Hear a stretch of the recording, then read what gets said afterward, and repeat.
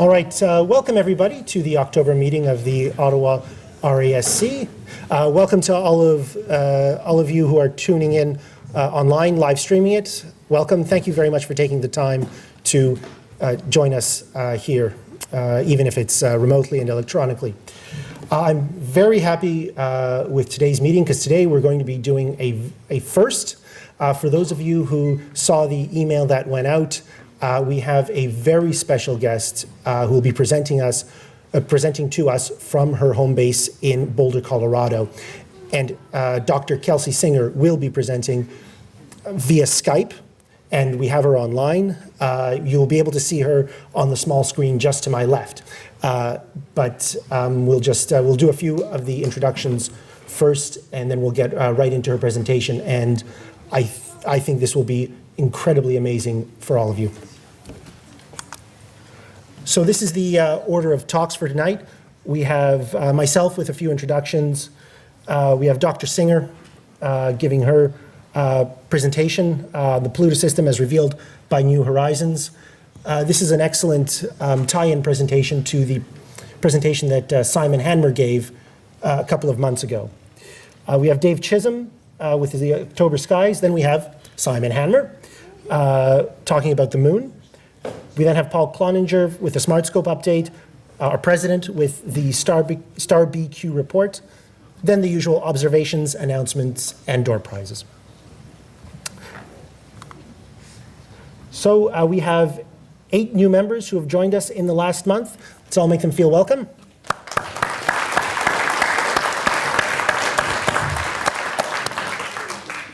Thank you very much for joining the organization, and I hope you find it as rewarding as I have and as everyone here who's a member has. Members in the news.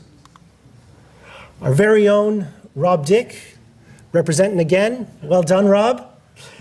He was on the radio, and obviously this is from the CBC website, talking about the new LEDs that are going in through the city of Ottawa, and his second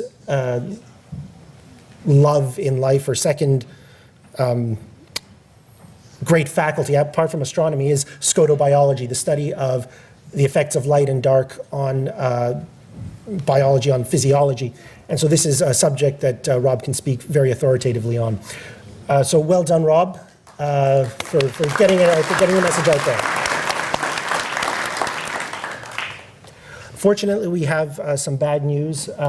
Mary Henderson, who probably many of you remember, unfortunately passed away on September the 28th. As you can see from her list of positions, she's had a long history with the center, starting back in 1956 as a counselor, so she must have been a member before then, and a long spell as treasurer from 1964 to 1970.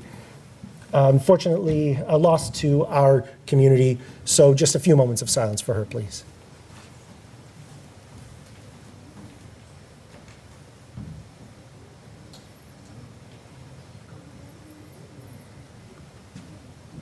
All right, and that's Mary right there.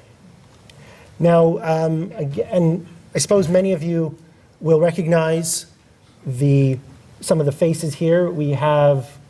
Where's Chuck? I know Chuck, because he's in the center somewhere, and he's got hair. There he is. Where is he? There he is. He's there. Chuck O'Dale. He's not here today, but we can see. And of course, we've got so many others. Barry Matthews up in the top left here. Rob Dick, way in the back. Wow.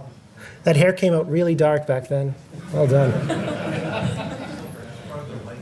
So this is, as you can see from the caption, from the Art Fraser, of course. Still looks pretty much the same, doesn't he? I don't think he's changed at all. This is from the 1972 General Assembly in Ottawa. Of course, we're going to have the General Assembly next year. And so this picture, as of next year, will have been taken 45 years ago. Yeah, 45 years. Wow, so some people have a long, long history with this organization. All right, so we're now ready for Dr. Kelsi Singer. I'll just give a brief introduction. For those of you who have known me for a little while, you might remember back in 2005, I went to Australia and lived there for 6 months. Well, I first met Dr. Singer when we were both exchange students at Macquarie University in 2005. And we kind of sporadically stayed in touch over the course of these years, mostly through Facebook. Dr. Singer has moved on to incredible things and is now a postdoctoral researcher at the Southwest Research Institute in Boulder, Colorado, and that's where she's broadcasting from.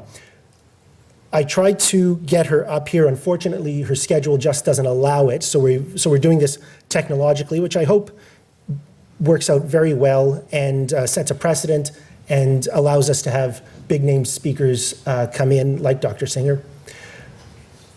And just by way of background, she's been working on New Horizons for some time now, and we should be very grateful that that she's found time in the rigors of her schedule to present to us on this really exciting topic.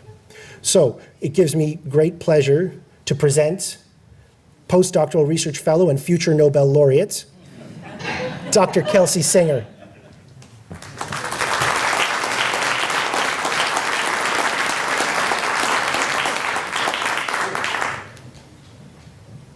Okay, so are we all set up, Roman?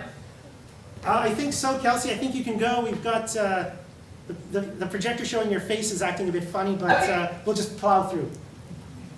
Okay, well, let me know if I need to adjust volume or anything like that. Yes, well, I personally just want to say thanks a lot to Roman for inviting me to give this talk. I'm very excited to be able to present to you guys, and thanks for joining me on this Pluto adventure. And so I guess you can go ahead and go to the next slide. And actually, I'm going to turn mine on. Oh no, you have yours. Okay, yep, that's good, so I can follow along with you. Okay, you can go ahead and go to slide 3. Yep, there we go.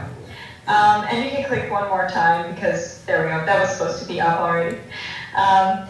Just to start off with, we have a comparison of, obviously, the Earth, Pluto, and Sharon. And so you can see that Pluto is about 1/6 the size of Earth, and Sharon, which is Pluto's very large moon, is about half the size of Pluto.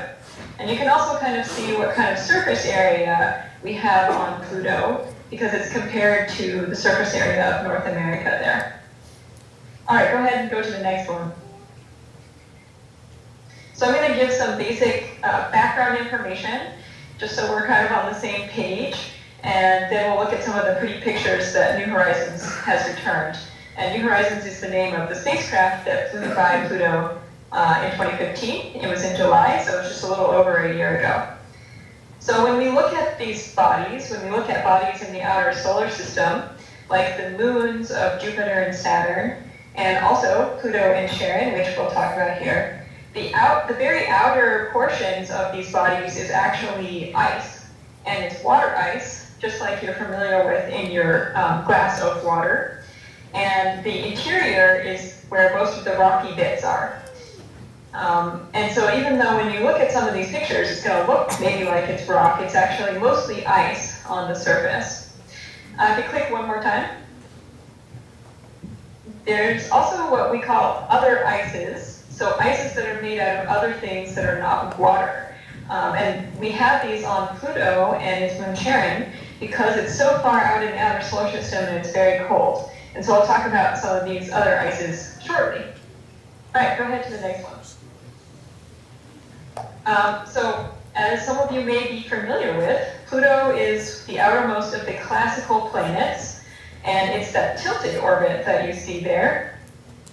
And Pluto's orbit is tilted at 17 degrees compared to most of the rest of the planets.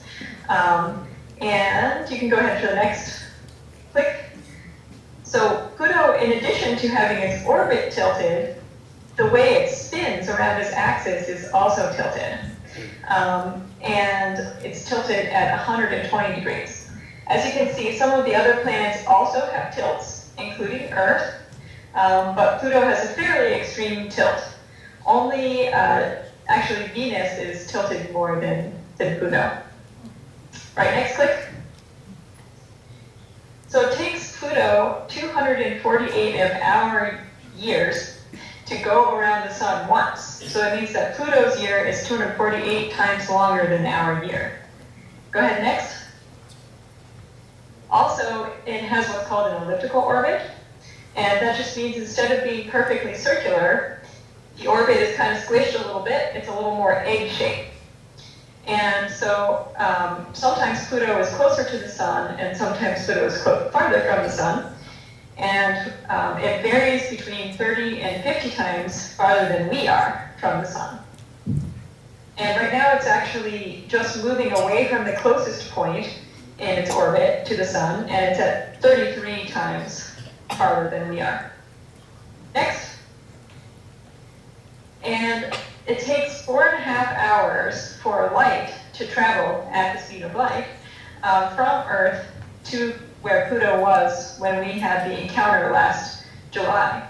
So you can't, unfortunately, you can't move this spacecraft with a joystick, because you would move the joystick and then 4.5 hours later, the spacecraft would get the signal that you did that.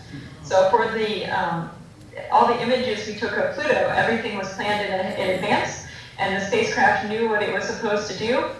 And so everything was scheduled, and actually it worked out perfectly, which is very nice.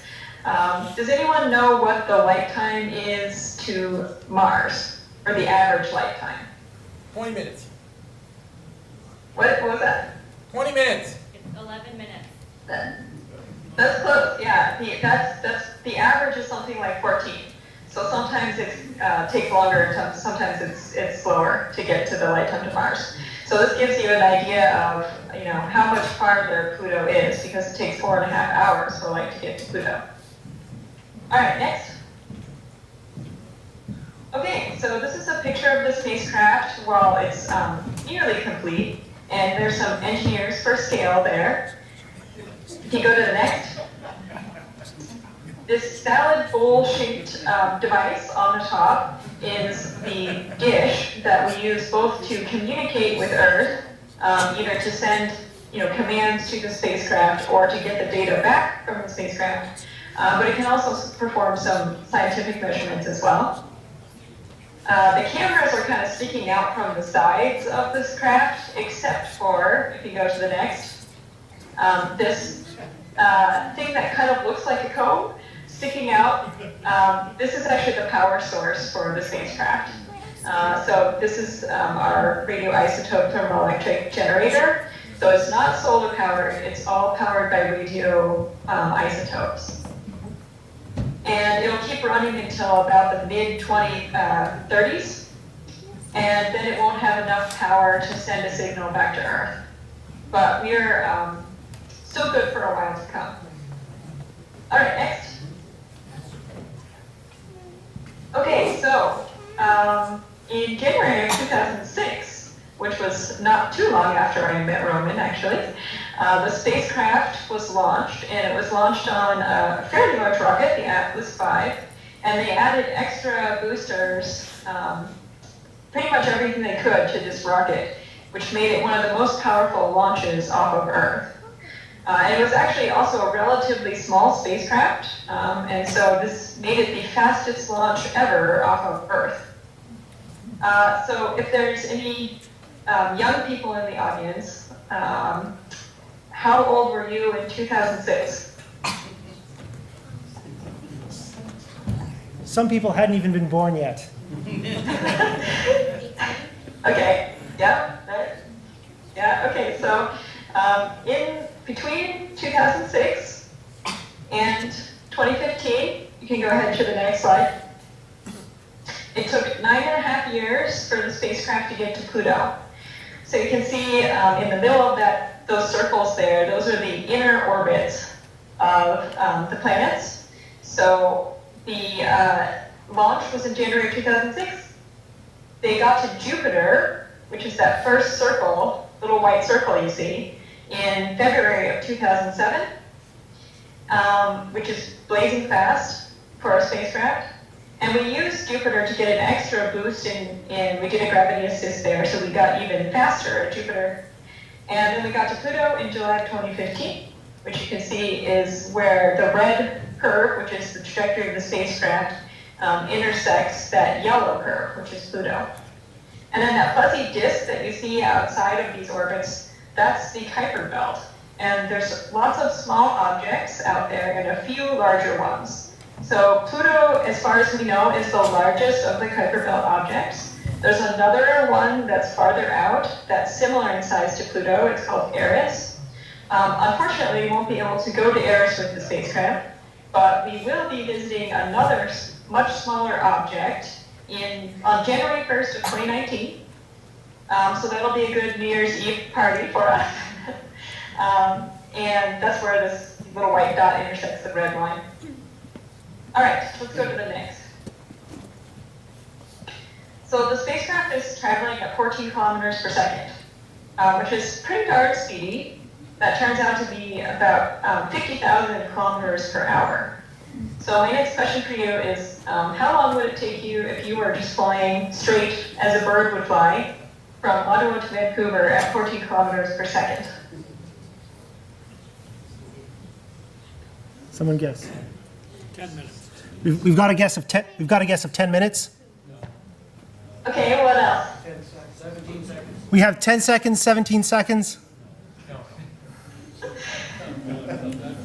Any other thoughts? Last chance. 3 minutes. 5 minutes. 5 minutes. 6 minutes. Ooh, I think we're getting closer. So yeah, you guys were pretty close. It would be about 4 minutes. So pretty speedy. And that's how fast the spacecraft is traveling. So because the spacecraft was traveling so quickly, we did not have enough energy to slow the spacecraft down and to stop at Pluto. So what we did was fly by Pluto and take pictures on the way in and pictures on the way out and pictures of some of the smaller moons that Pluto has that I'll mention. But unfortunately, we weren't able to stop there, and that's why we just kept on going into the Kuiper Belt, which was part of the planned mission to explore this, what we're calling now the third zone of our solar system. All right, let's go to the next. So this fuzzy blob is what Pluto looks like from the Hubble Space Telescope. And it's about 11 pixels across, and that's just a testament to how far away Pluto is. But Hubble did actually a pretty decent job. You can still tell a few things from this picture. Does anyone want to draw out a few things that they can notice about this?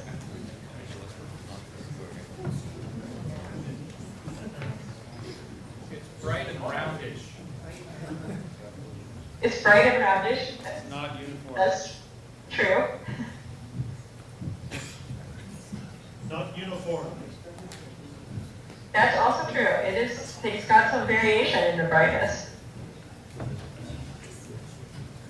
Well, to be honest, that's pretty much all we can tell from here. So that's good. And those things will come up again. Just for fun, if you go to the next slide. This is another object at the same resolution. Does anyone want to take a guess? Neptune. Okay, I'm hearing some blue planets, but you can go to the next slide.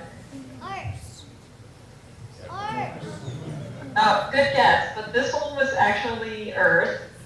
And so you can tell, obviously, you can see quite a bit more detail than what we could see in the Hubble resolution picture. All right, next.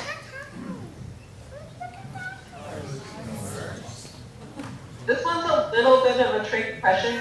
I understand. So you'll notice the background is blue, not black. It's Australia. So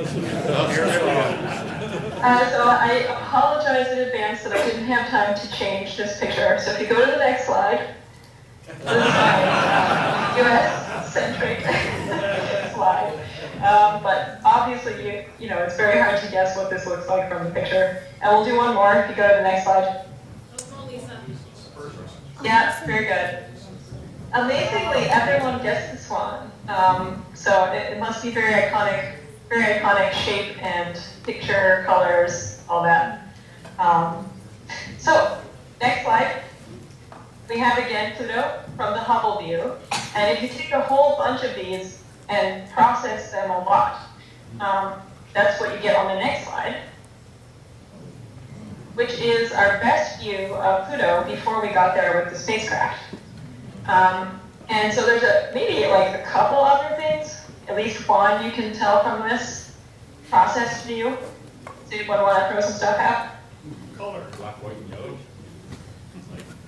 Yeah. Pluto, we actually did have somewhat of an idea about the color. It's kind of beige. And there's one big bright spot. Do you guys see that? So that bright spot did actually turn out to be the brightest spot on Pluto. And we aimed for that bright spot when we did the flyby. Because when we did the flyby, we could only see one side of Pluto well. Because we were flying by so fast that only one side of it was in sunlight, and it didn't turn enough for us to see the other side. We got some lower resolution pictures of the other side, but we only saw one side really well. So if you go to the next, this is what our view is now of Pluto. And so obviously we can see quite a bit more detail. And that bright spot that you saw in the previous video from Hubble turned out to be this really interesting bright spot on Pluto. And I'll just give a few names. These are all informal names, and the reason they're informal is because features on planets have names that are approved by the International Astronomical Union, and we're still in the process of going through the approvals for these. But places on Pluto in general are named after either people who worked on Pluto and studied Pluto, or explorers, or underworld gods. So go ahead and go to the next. So this bright heart-shaped region that you see, the entire heart-shaped region is known as Tombaugh Regio, and that's after the discoverer of Pluto, Clive Tombaugh, who discovered Pluto in 1930. And then the next, click, should give you what we call the left side of the heart. So you can see that the left and the right sides of the heart are not the same. And so the left is named Sputnik Planitia. And click again. And this big dark equatorial band is informally named Cthulhu. And I won't go over a lot of the other names, but there's a largish impact crater that's just above Sputnik Planitia.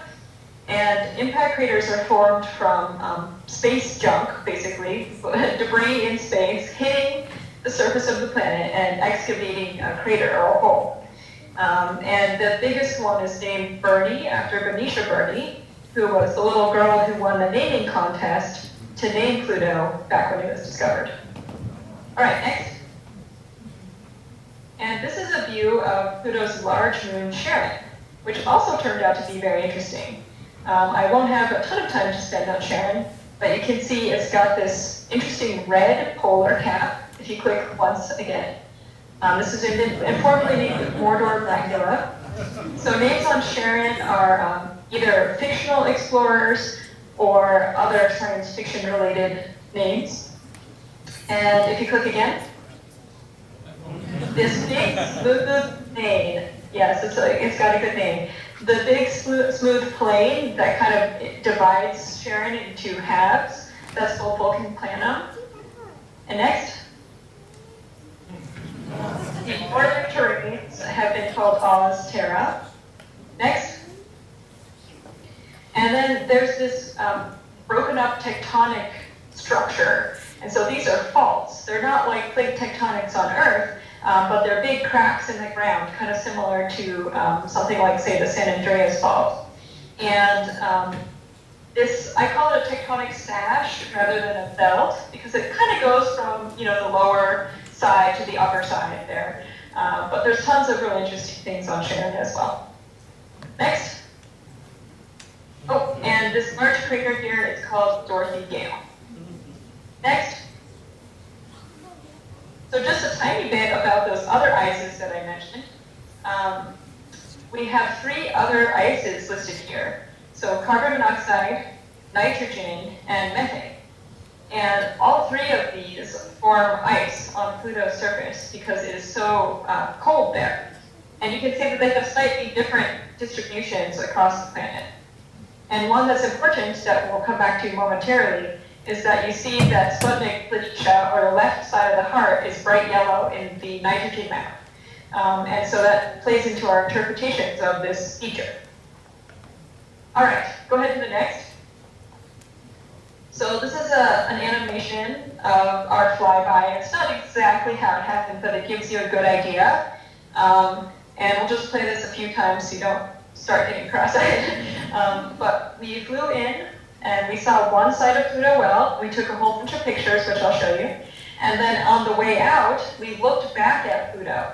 And so now you can see the sun is illuminating just like a crescent of Pluto. And we'll actually look at that next. So if you go to the next slide. I just wanted to show some of these lovely pictures looking back at Pluto as we were departing. So the illuminated part of Pluto is the crescent, like you would see of a crescent moon, because the sun is behind Pluto in this picture. And we could see Pluto has a very thin atmosphere, and you can see that in the hazy area outside of Pluto. And then if you click to the next, I'll zoom in on that red box. And this is one of our fabulous views of the tip of the heart. So you see there's these big mountain blocks, and we'll talk about those more.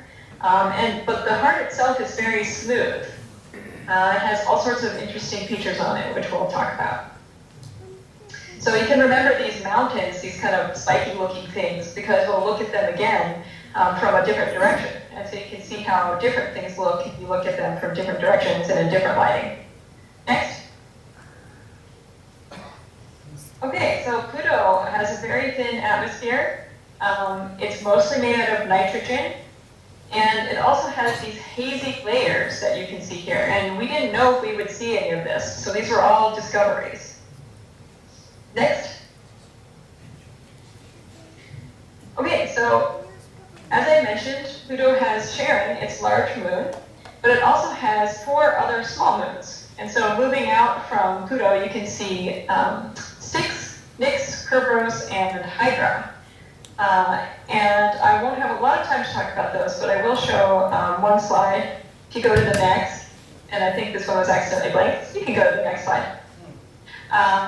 These are the 4 small moons. So they're much more like space potatoes. And really the only thing on them are craters, which are these impact features that I mentioned before. And we unfortunately were not very close to Styx or Kerberos, and that's why they're not very good pictures, but they're kind of come in 2 sizes. They come in the 10-kilometer size of Styx and Kerberos, and they come in the 40-kilometer size of Nix and Hydra. And we use these moons to tell us about the formation of the Pluto-Sharon system, which we think occurred similar to how Earth's moon formed. We think that there was a giant impact on Pluto at some point, and both that impact and the debris from the impact made Sharon and then these other small moons. All right, next. Now we'll start to zoom in on some of the features on Pluto. So we're going to zoom in on that red box. Next. This is a very interesting region near the tip of the heart. And there's these very tall, go ahead and click for the next, 5-kilometer high mountains. And these are the same spiky features that we saw in the previous image looking back at Pluto. And next, these are actually similar in height to Mount Everest. So they're quite tall. Next. Right, so this is a kind of strange feature off to the side here. Does anyone want to say what they think it looks like? It doesn't actually look specifically like any feature on Earth, but if you just want to describe what you see.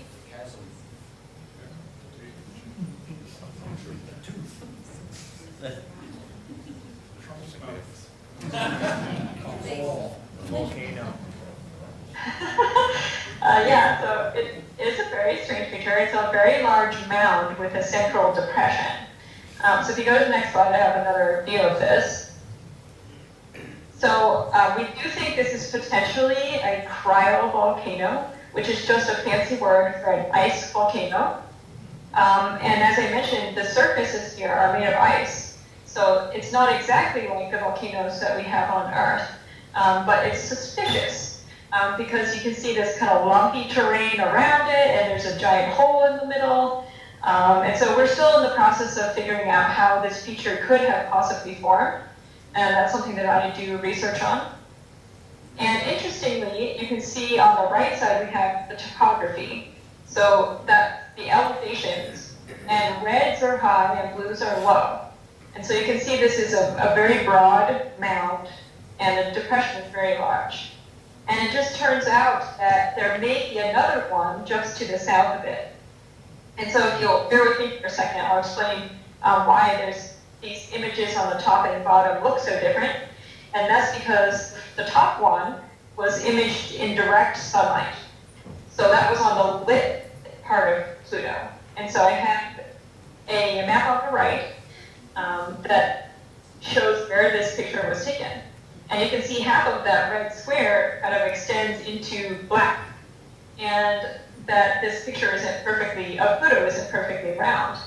And that's because the part of Pluto that is in the dark spot of that red square was in shadow. So that's just where the sun was not shining on that part of Pluto. But there's still some Pluto there. And fortunately, because of those hazes that we saw in the atmosphere, those hazes reflected light back onto the ground, even where direct sunlight was not hitting Pluto. So amazingly, we were actually able to see into the unilluminated part of Pluto because of this. And that's where we saw this second very large feature, informally known as Picard Moss. So my next quiz question is, does anyone know who Picard was? What? Jean-Luc. Jean-Luc Picard. Oh, notice, this is a little bit of a trick question too, because notice there's two C's in this Picard. And you guys know right was probably, this is the right brother. French balloonist. Yes, very good. French balloonist. So these were just informally named after these explorers, both for the airplane and balloon exploration. All right, next. We're going to zoom in here on part of the plane. Go ahead for the next. So we have very odd features here.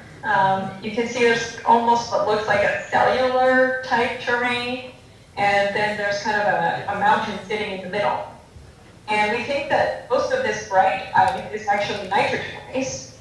And the reason we think that is because nitrogen ice can, well, besides the fact that we see it in the composition maps, nitrogen ice can flow on Pluto similar to how water ice flows on Earth. And so basically nitrogen ice will act like a glacier on Pluto. And we think that these cells here are actually formed through a type of convection. And so that's just very similar to what happens in your pot on the stove. When you heat the bottom, eventually some of the hot material starts to rise. The same thing that happens in a lava lamp. And we think that's what's creating this strange pattern we see on the surface. Next. This is actually a picture from closer to the tip of the heart. And we also see a bunch of other strange features. So all these tiny pits that kind of etch the surface here, we think that these pits are formed through sublimation. So that's where the nitrogen ice goes directly from solid to a gas. And then these pits also kind of get stretched by flow of the whole material. And so that's why some of them look kind of aligned and sort of like bacilli. Next. All right, we're going to zoom in here on the right side of the heart. And this is what we've been calling the belated terrain, for lack of a better word.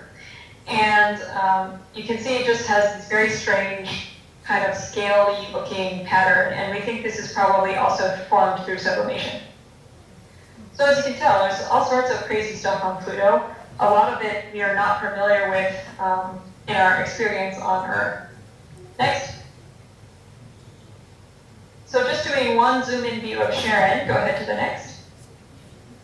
This is part of that smooth-looking plane, Vulcan Planum. And again, there's all sorts of strange things. Does anyone want to point out a few things they see? Simon, it's up to you. Wrinkles. It looks like a fresh lot of slopes. We've got wrinkles and trenches, Kelsi. That's good.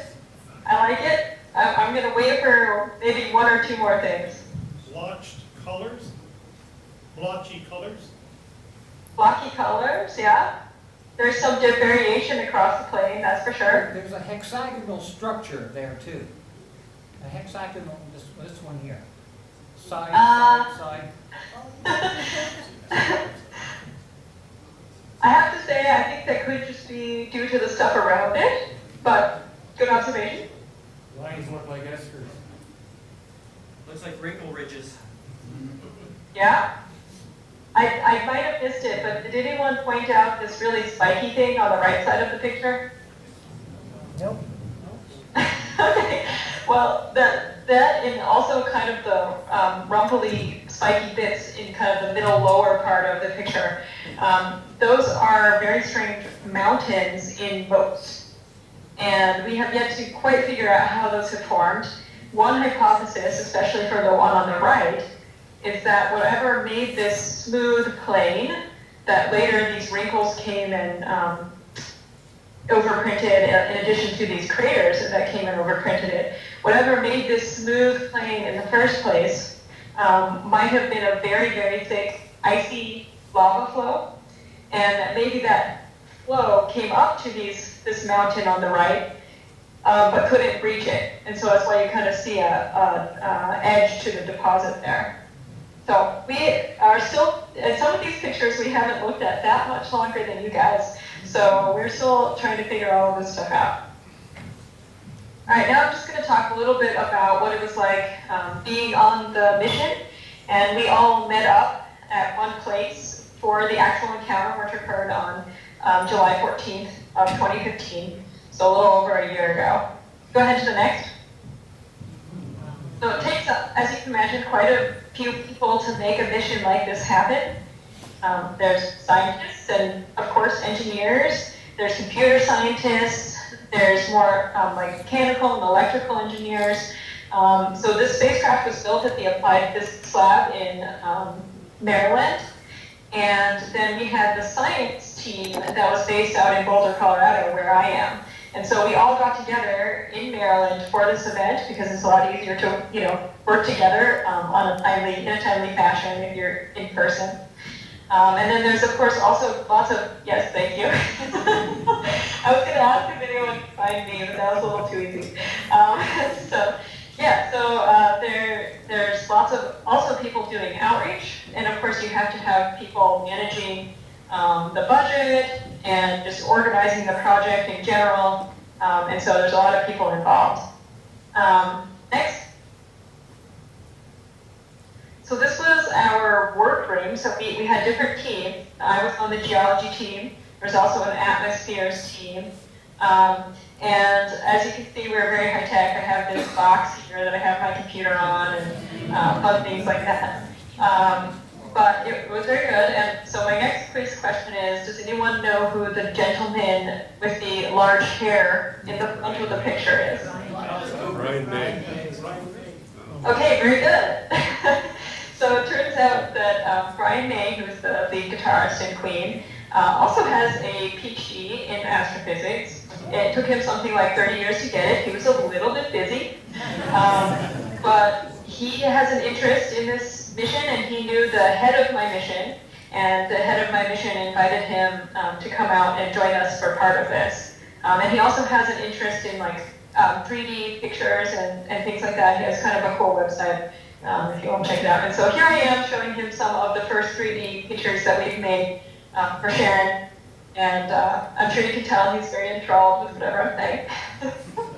So he's a very nice guy as well, and an activist. So next slide. This is some of us looking at some of the pictures for the very first time. As you can see, I'm sort of skeptical about whatever somebody's saying. But it was very exciting to get to see these pictures coming down from the spacecraft and trying to figure some of these things out for the first time. Next. So someone had the brilliant idea, unfortunately it was not mine, to make some spacecraft-shaped hats. So here's me and one of my colleagues enjoying a celebration of the successful flyby. And go ahead to the next. And this is my final official slide. Before the encounter, we had the lovely bumper sticker that you see at the top. And afterwards, we had to, of course, make a new rendition where you can see Pluto in the rear view mirror. And that's exactly what the spacecraft is doing now. It's just keeping on flying through the solar system. And it's taking instant observations of some of those dusty dots you saw in the Kuiper Belt. And then we'll have our close encounter, which will be even closer than we got to Pluto in January of 2019. And so the next object is actually quite small. It's more similar to one of Pluto's small moons that you saw. But because it's so small, we'll be able to get very close to it. So it's going to be exciting as well. And this is the first one of these objects that we've ever visited close up. So with that, I will thank you for answering the questions, and now I'll answer some of your questions.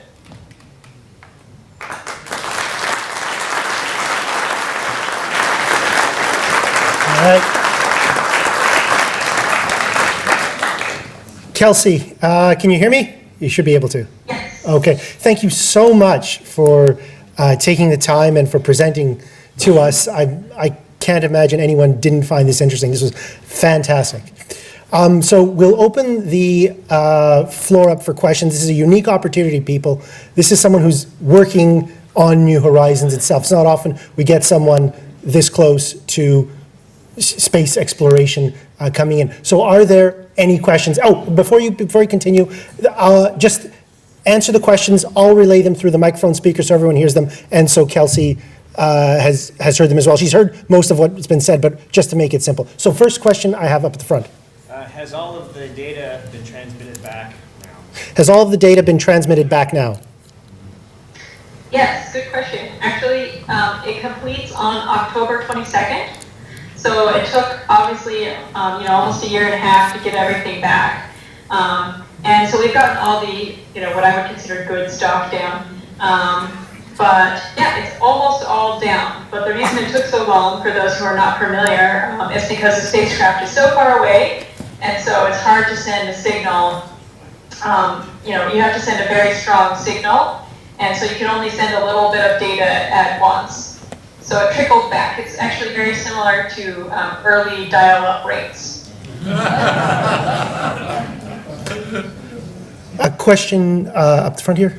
Yeah, you said you weren't quite sure what kind of atmosphere you would find. So what measurements have you taken of the atmosphere? What measurements have you taken of the atmosphere? Right. So they did compositional measurements of the atmosphere. We have an instrument that does that. And then we can get actually temperature measurements as well. Actually, the radio science experiment, which is that big dish, does the temperature measurements. So they can look at sort of the structure and the composition wasn't really resolved to see various parts of the atmosphere. It could do that a little bit. But between those two pieces of information, you can use models to figure out what the structure of the atmosphere is. And so we had done a little bit of those measurements before. We did know that Pluto's atmosphere was mostly nitrogen.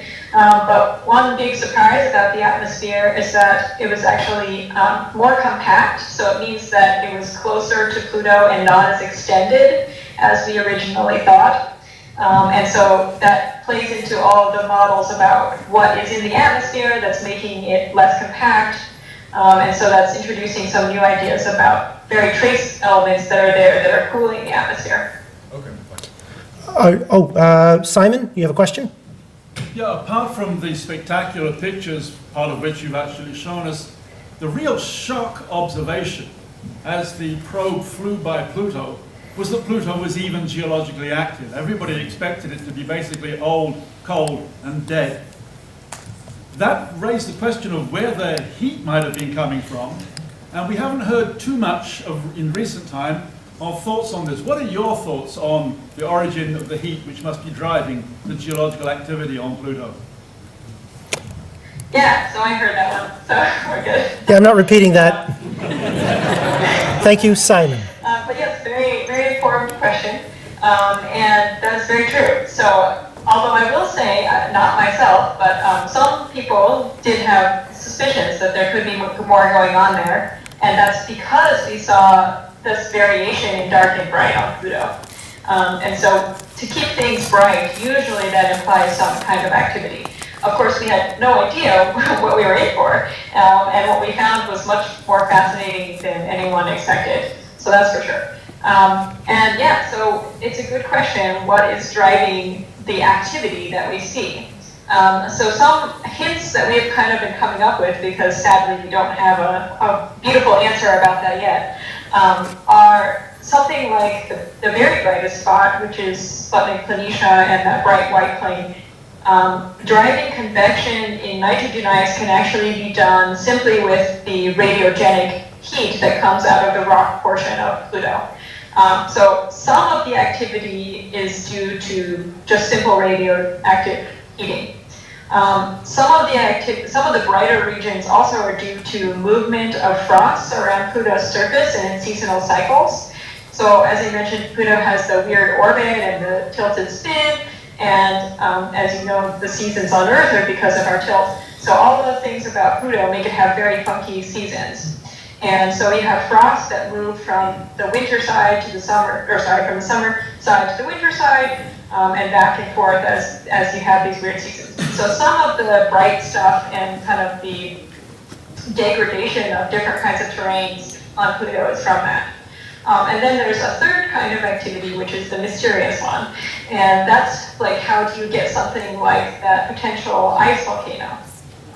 And honestly, we don't have great ideas about that right now. One thing, though, is that some of those might be older than we think, just because there's not that many impactors in the outer solar system.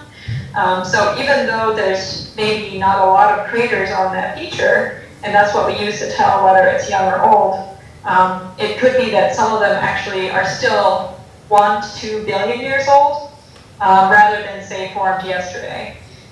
So it's a good question, and it's still one we're trying to figure out. If you have ideas, you're more than welcome to contribute them. Next question. Oh, Eric, yes? If I was orbiting Pluto in a spacecraft, looking through a window, would I be able to see surface features on Pluto, or is it so dark that I wouldn't be able to see them with my eyes?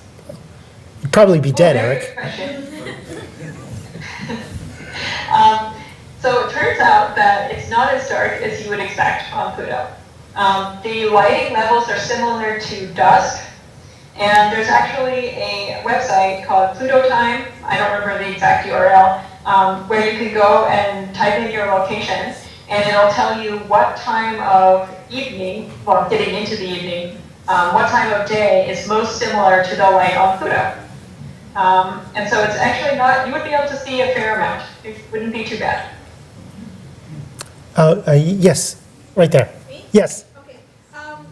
After 2019, what other plans are there for New Horizons? After 2019, what are the new plans for New Horizons, If there are any. if there are any? Yeah, good question. So at the moment, we're working on planning the observations for the 2019 flyby. We doubt we'll be able to find another object to go to, sadly. So we don't have a big fuel budget left. We've used most of it.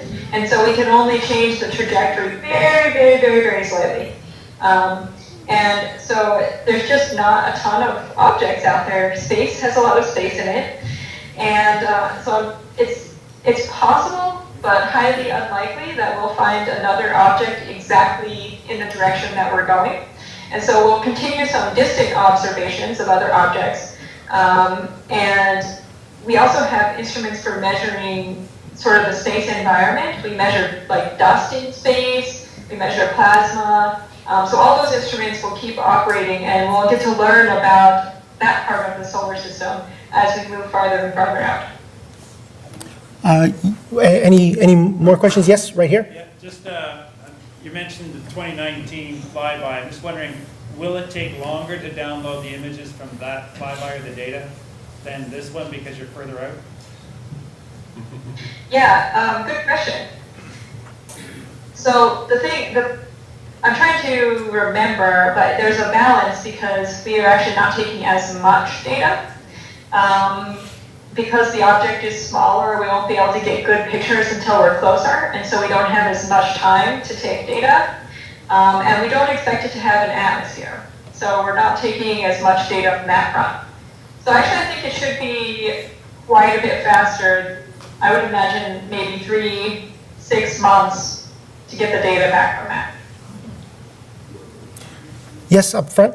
How many terabytes or petabytes did information you received from New Horizon? Good question. So if you remember, New Horizons was launched in 2006.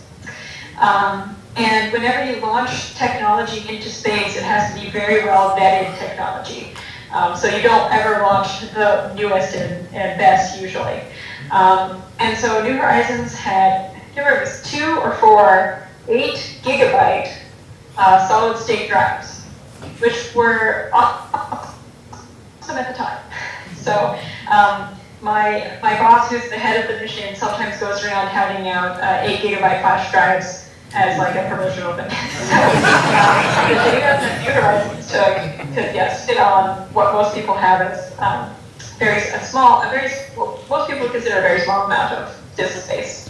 So we had to be very economical about our observations, and we have whole teams of engineers keeping track of different segments of the hard drives and which ones have been sent back so they can be erased, things like that. Interesting, because that's about the time in '68 when the Lunar Module had less memory that you would have for the PC that came out. You remember? Yeah, it was about like 4 4 KBs at the time. I'll put that into perspective. When the first thumb drive I ever bought was in Australia. It was 256 megabytes and it cost $65. So, Chris, at the back.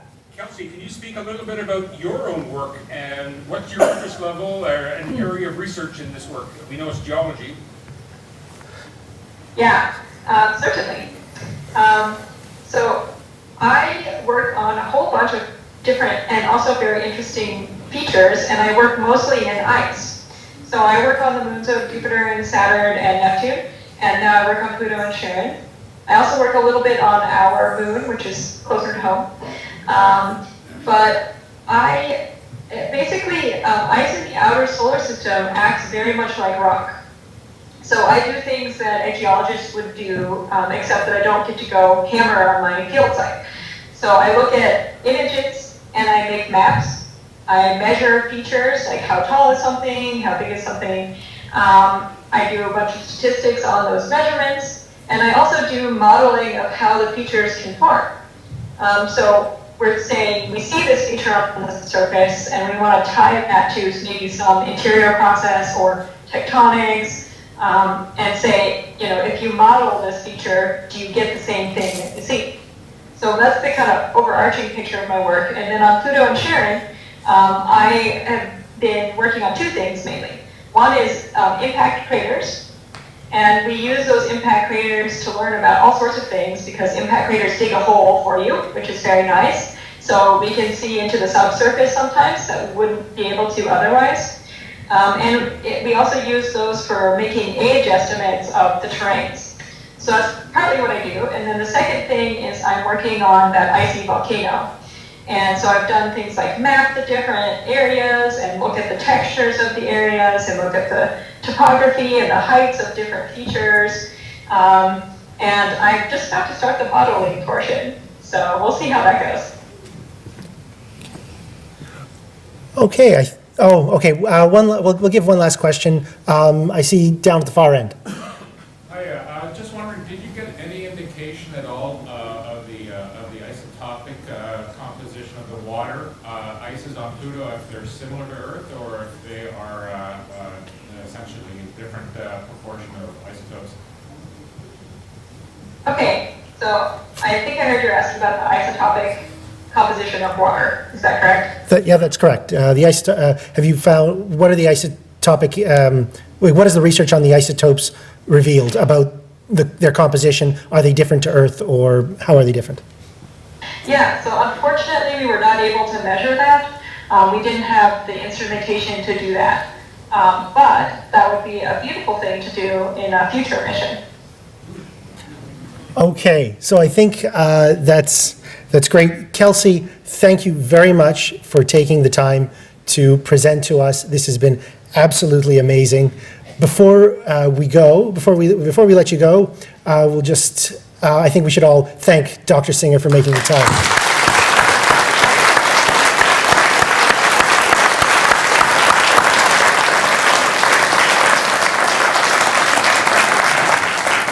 I hope we can get you up to Ottawa one of these years, maybe to present at our annual dinner some year. But just before Dr. Singer signs off and we go to the break, I'll just say a few things. One, I apologize for the picture, for Dr. Singer's projected picture. It is coming through very nice and clear on the YouTube, on the live feed. So it's just a projector issue. So if you watch this presentation later on, Dr. Singer will come through clear as a bell. So, Kelsi, you can, as soon as this meeting is over, pretty much at around 8 p.m. your time, you can download this and you can watch your whole presentation again, and you can watch everything else that's happened during the meeting. Second of all, I just want to say, if I can use a meme, one does not simply fly by Mordor Macula. Thirdly, just about in relation to Brian May, just again a bit of trivia. I believe his PhD thesis was on dust in the zodiacal plane. He got it some years ago, probably about 8 years ago maybe, and he was always interested in astronomy, which is why in Queen songs you hear astronomical references sometimes. Famously in Bohemian Rhapsody, you have the reference to Galileo. That's not just a filler, that was Brian May's contribution to the music of Queen. And finally, Dr. Singer has provided us some lovely New Horizons stickers. Everyone's saying ooh and ah. These are available to everyone. It's not a door prize. You just come up and get one. There should be enough, at least there should be more than enough for everybody here. So this is Dr. Singer's present to each and every one of us who made it out. So thank you very much, Kelsi, for giving this to us. So these are the real thing. These are the real thing from a person who's done New Horizons. All right, so with that, Dr. Singer, thank you very much.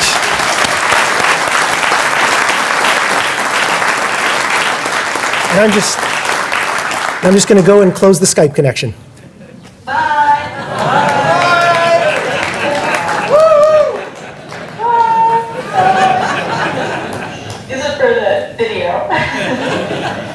But yes, thank you everyone, and you're a very good audience, and hopefully I will get to see you in person sometime. Bye!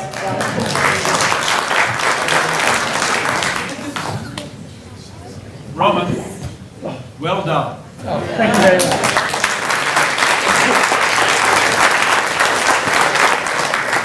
I'll just say you have no idea how long I've been trying to get Kelsi up here. It's just, she's been jet setting between Boulder. I think her home base is in St. Louis and Maryland, as you heard her say. What's in Maryland? Is it Goddard or JPL? Goddard. It's Goddard, okay. I knew she was going to JPL or Goddard, but she's been jet setting between Goddard, St. Louis, which is her home university, and Boulder. So it's very difficult to, it was just impossible to get her up here in person, which would have been lovely. But otherwise, I think this has turned out very great, except for the projection. Sorry about that. It was a projector issue with the overheating. Yes. And Roman Goddard is the place where they do all the testing for the satellites. Okay. Unmanned satellites. Okay, that makes sense then. That makes sense. All right, so we're going to go into the break now. It'll be 10 minutes. There'll be a 10-minute break, but just before we do, calendars are for sale, so I'm just going to move back. They're $16 for, $1.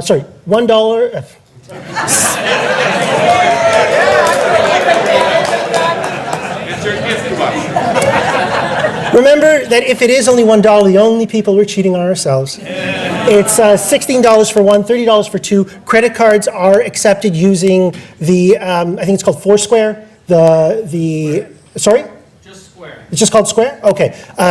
And so you tap or swipe. It's very secure. You don't have to worry about it. There is an added 50-cent fee, but if you don't have the cash on you, it's well worth it. And tickets are also for sale. Again, at dinners taking place on Friday, November 18th at the usual place, Algonquin College. 6 p.m. cocktails, 7 p.m. dinner. $45, that's a map of Algonquin College. Again, credit cards are being accepted. There is a $1.25 service fee added on if you're using it though. Our guest speaker is Dr. Gord Dosinski, Associate Professor at Western University, which is the new name of the University of Western Ontario.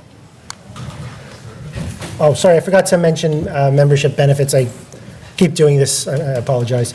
If you become a member, there's more information later, but there are a lot of benefits that you get with becoming a member, both in the in the center or with the center and nationally, with our national organization.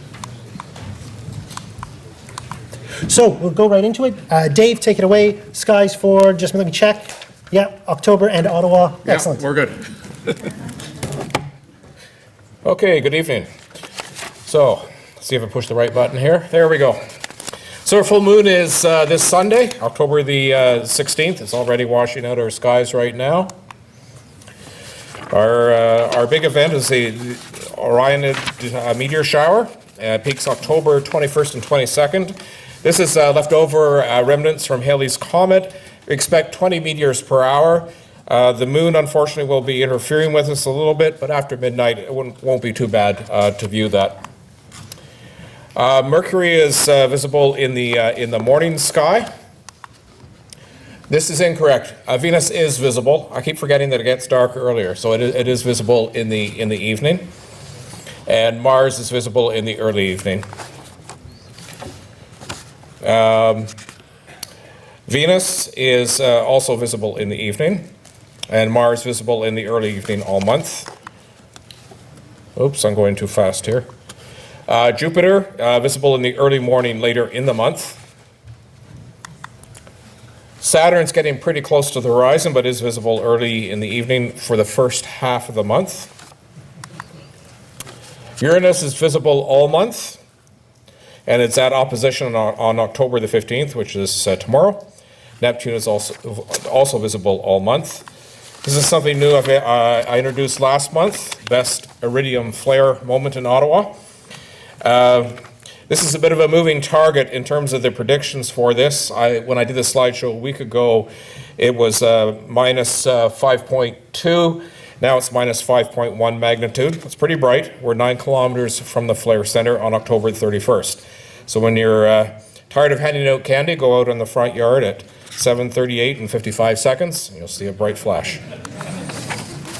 International Space Station, best viewing date is October the 16th. There's where it is in the sky. And I thought this was an appropriate cartoon for this evening. Thank you.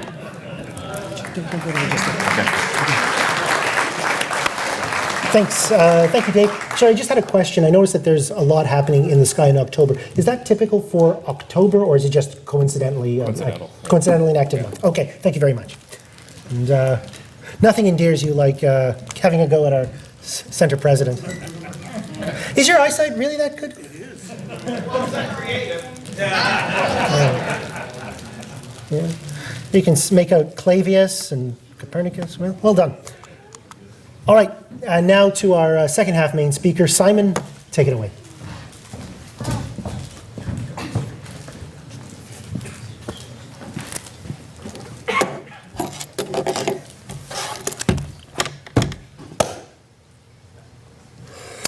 Well, you know, people tend to take the moon for granted.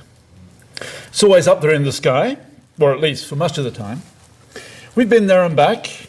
We've even brought bits of it back to analyze, and we've not been back in 40-odd years.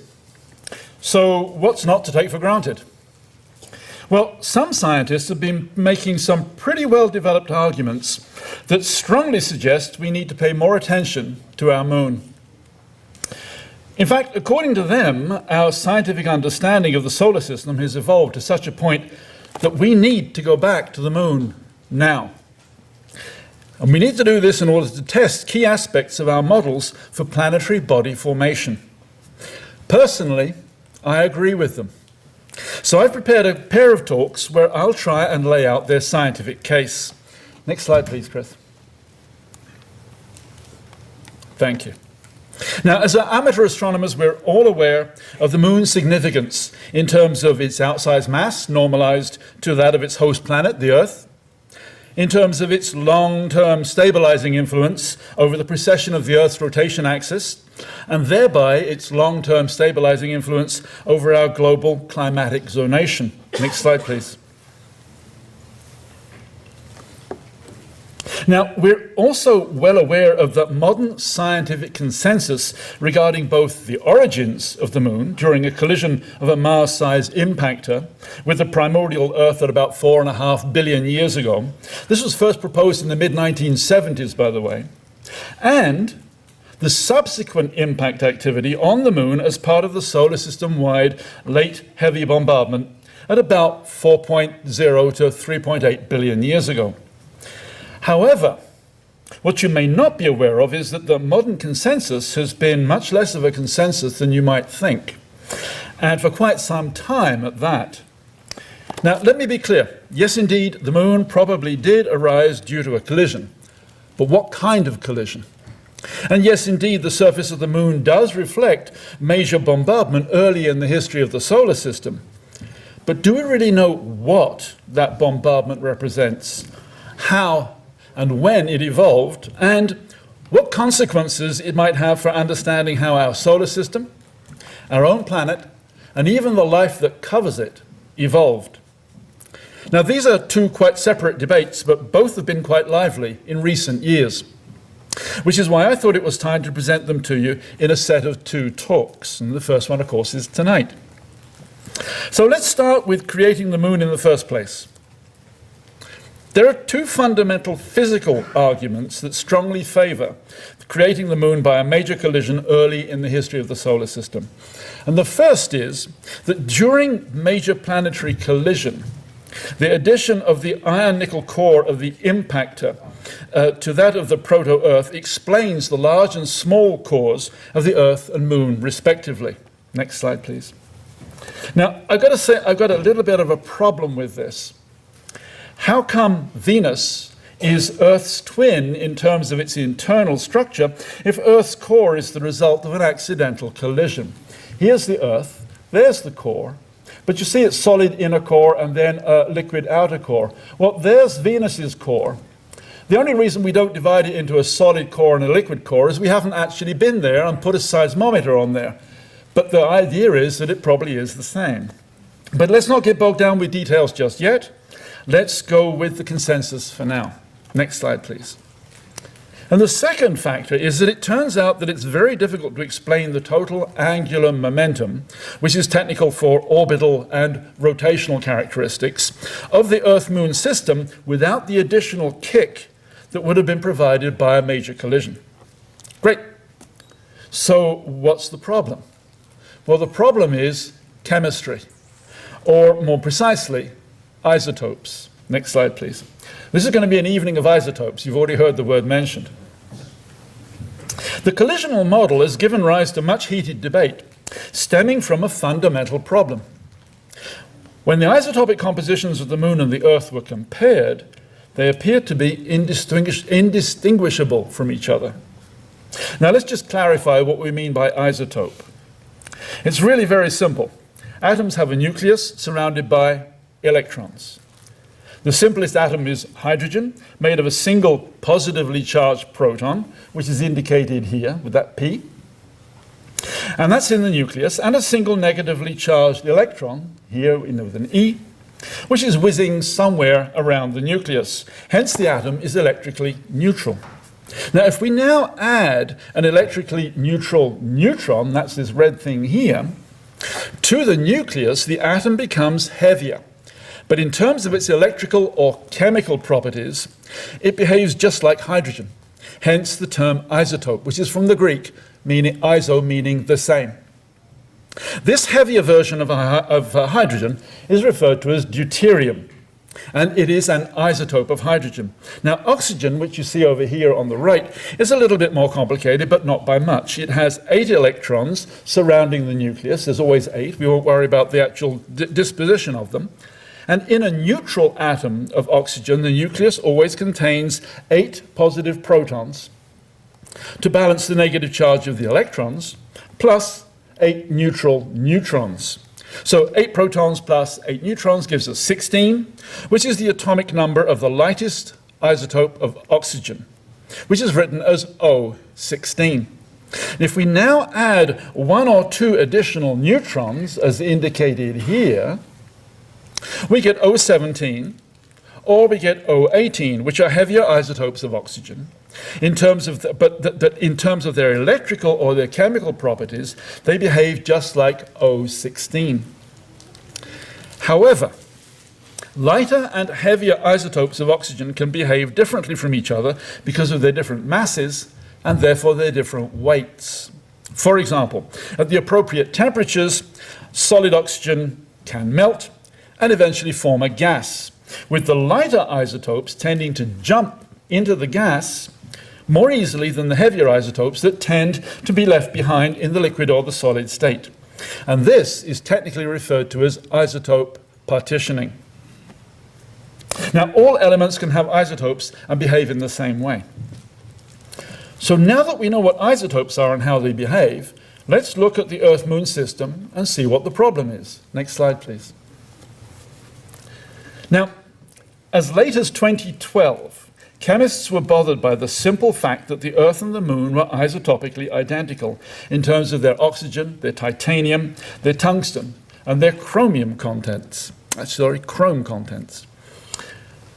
Models, this one here is from 2007, of what happened after collision predicted that a molten proto-Earth would be encircled by a magma disk representing here in red. There's the proto-Earth, and there's this magma disk.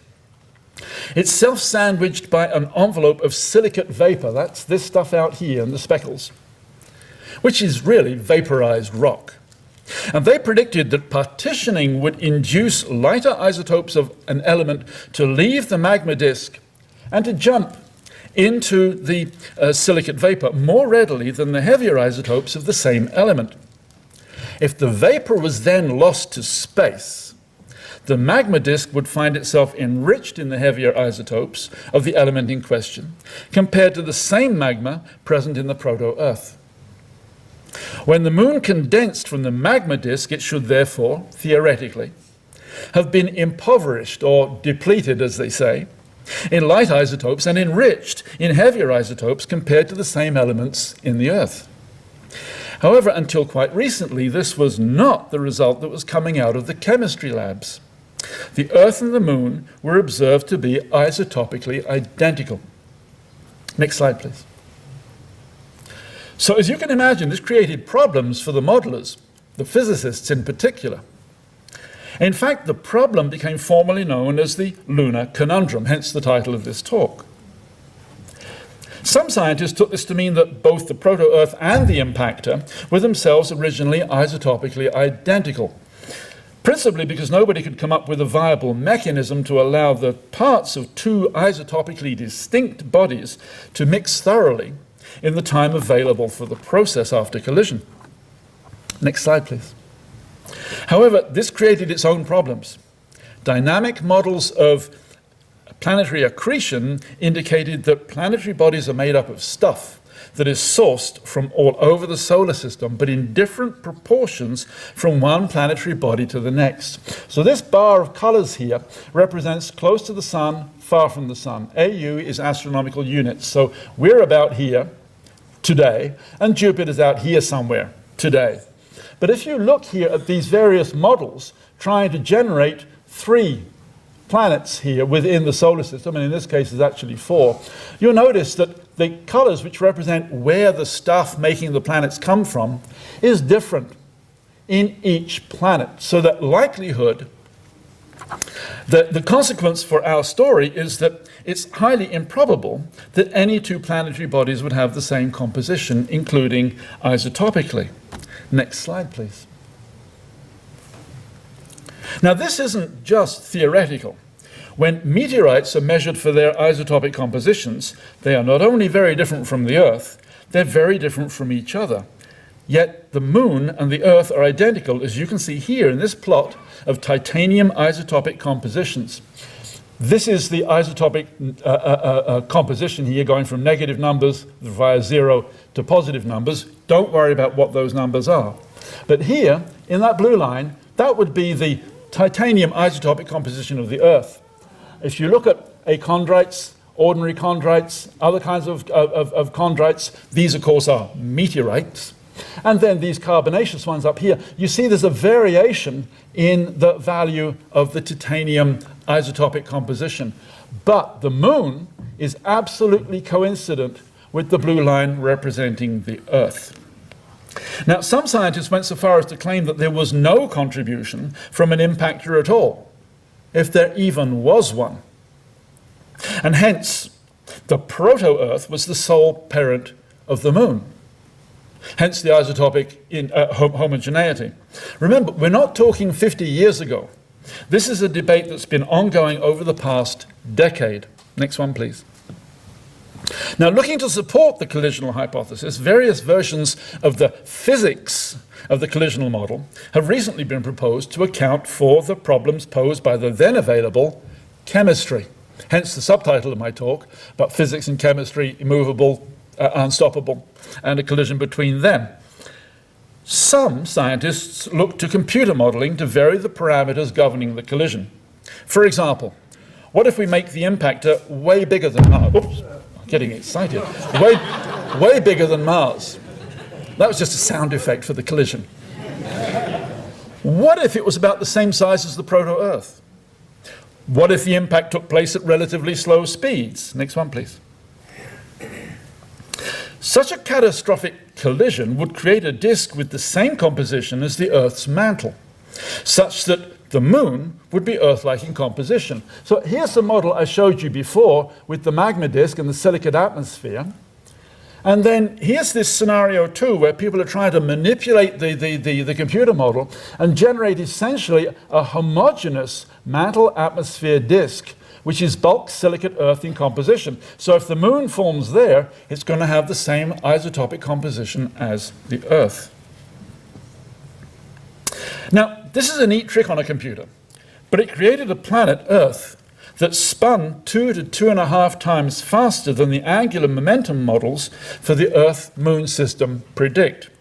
So, someone else came up with another computer model that showed how gravitational interaction, in other words, resonance, between the early Moon and the Sun could have decreased the angular momentum of the Earth-Moon system and taken care of the problem. Next slide, please. But now there was a new problem. The very model that took care of the fast-spinning post-collisional Earth also predicted that a small Mars-size impactor colliding with the fast-spinning pre-collision Earth could produce all the same results, including the composition of the post-collisional Moon. Why? Because the faster spin of the pre-collisional Earth in the model would throw the Earth material into the disk and throw the impactor material out into space. Other scientists picked up on the idea of a high-speed small impactor, and their computer models suggested that near-miss, or hit-and-run scenarios as they were called, where actually there's no collision, could also fling impactor material into space and produce a similarly isotopically homogeneous Earth-Moon system. Well, while it sounds good, maybe it's just a bit too good to be true. Computer models can be overly constrained. The various variables in the computation have to be just right to get the Goldilocks result the scientists are seeking. But let's move on. Next slide, please. So much for the physics. But what about all that chemistry I mentioned earlier on? Well, some chemists had a fundamental rethink. Maybe they were going about things the wrong way. Until 2012, I told you this is all recent stuff, they had assumed that they should be looking for isotopic differences between the Earth and the Moon materials in refractory elements such as titanium, tungsten, chrome, those that don't easily turn into a gas even at elevated temperatures and therefore would not get easily homogenized, which would preserve the original isotopic signatures of the two colliding bodies. And that's what they were looking for. They were looking for these differences and they weren't finding them. Next slide, please. But in 2013, that idea was apparently shot down by results such as these that we just looked at earlier in the talk, published in the respected journal Nature Geoscience, and that showed identical isotopic signatures for the Earth and the Moon. I remind you again, that blue line is the Earth, and there's the results for the Moon. The consensus collisional origin for the Moon was being seriously questioned. Next slide, please. However, the new computer modeling results had suggested ways of getting rid of the impactor chemical signature. Throw it off into space. In effect, this turned the chemistry question on its head. Instead of looking for the isotopic signatures of two chemically distinct collisional bodies in the refractory elements, the issue now becomes, where's the evidence for the theoretically predicted isotope partitioning in the post-collisional disk between the magma part of the disk and the silicate vapor part of the disk that's supposed to lead to an enrichment of the heavy isotopes in the Moon compared to the Earth? Next slide, please. So it occurred to some scientists, what if they looked at volatile elements instead of refractory ones, such as zinc, which turns into a gas at much lower temperatures, that's 726 degrees Kelvin, than these elements here, tungsten, titanium, chrome. Forget potassium, it's a little more complicated. Would zinc show evidence of isotopic differences between the Earth and the Moon? Evidence that could then support the collisional model and the concept of isotopic partitioning in a post-collisional disk of vapor and magma, even if you couldn't see the difference marked in the refractory elements. Next one, please. Now, this simple diagram shows that while the lunar, chrome, titanium, and tungsten are isotopically identical to Earth compositions, that's the Earth composition here, and here's chrome, chromium, titanium, and tungsten, and you're getting the identical number there. Turns out that there is quite a bit of isotopic variation in zinc in the Earth-Moon system. Next one, please. Now, these are the actual isotopic results derived from these analyses, and they clearly show that the Earth's mantle, which is shown in green here and here, this is just a close-up of that slide, by the way, and from meteorites from across the solar system, that's shown in these other colors here, shows that these are quite distinct from lunar samples, which are shown in black, here and here, and here. Now, in addition, most of the lunar samples, and that's why this close-up is included in this diagram, and this is the original diagram from the scientific publication. Most of the lunar samples are isotopically distinctly heavier. They're over here, higher numbers than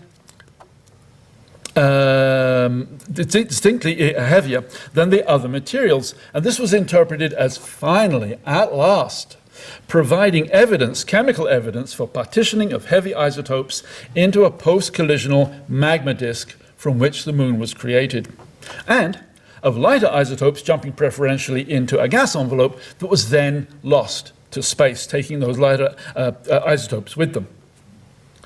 Now, as you can imagine, This made some scientists, especially those physicists, those in favor of the collisional hypothesis, very happy. By the way, no one has a good explanation for the lunar samples on the left side of this diagram. These samples are anomalously isotopically lighter than other moon rocks and than the Earth. These negative numbers down here. But right now, no one seems to be worrying about it either. So we're not going to worry about it. Next one, please. Meanwhile, back at the lab, other scientists began to wonder if lunar-derived meteorites might have been contaminated during their residence time on the surface of the Earth before they were found and picked up. In the case of oxygen isotopes, contamination with terrestrial water might mask the original signature. So there are actually two diagrams here. This is the oxygen isotopes getting from light to heavy for various kinds of meteorites here and then here for Mars. And you can see they're scattered all over the place. And they do not lie on this line here, which is the line for the Earth. But moon materials here, lunar meteorites, they do lie right on the line. So the question is, have they been contaminated? That doesn't address this, which is also meteorites. Why haven't these been contaminated? But let's stick with this idea here. So in 2013, I said this is all recent stuff, when Apollo mission samples themselves were analyzed instead of lunar meteorites, in other words, there was no possibility of contamination, a small but significant difference was indeed detected. As in the case of zinc, the oxygen in the lunar samples was isotopically heavier than in the Earth materials. Next one, please. This is a rather imaginative diagram, but it's my summary diagram. Well, you might say, well, that pretty much clinches it. High-speed collision of a Mars-sized impactor with a fast-spinning proto-Earth throws the impactor material, except for its iron-nickel core that joins the Earth's iron-nickel core, out into space, volatilizes much of the proto-Earth's mantle that forms an isotopically homogeneous disk of melt, solids, and vapor from which the moon will condense, but not before some volatile elements in the disk, like zinc and oxygen, have had a chance to partition lighter isotopes into the gas that escaped into space and heavier isotopes into the remaining melts and solids that ended up forming the moon. However, the story of the lunar conundrum isn't over yet.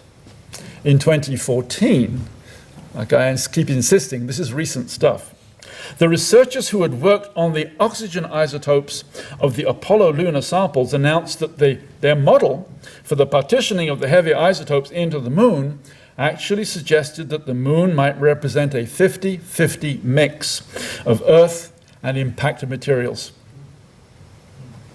which would seem to take us back to square one. So, my take-home message tonight is somewhat tongue-in-cheek, and it's this. If you're a bit confused at the end of all of this, you're not alone. Believe me. That's the scientific method for you. Stay tuned for updates. I'm sure there will be. Thanks for listening.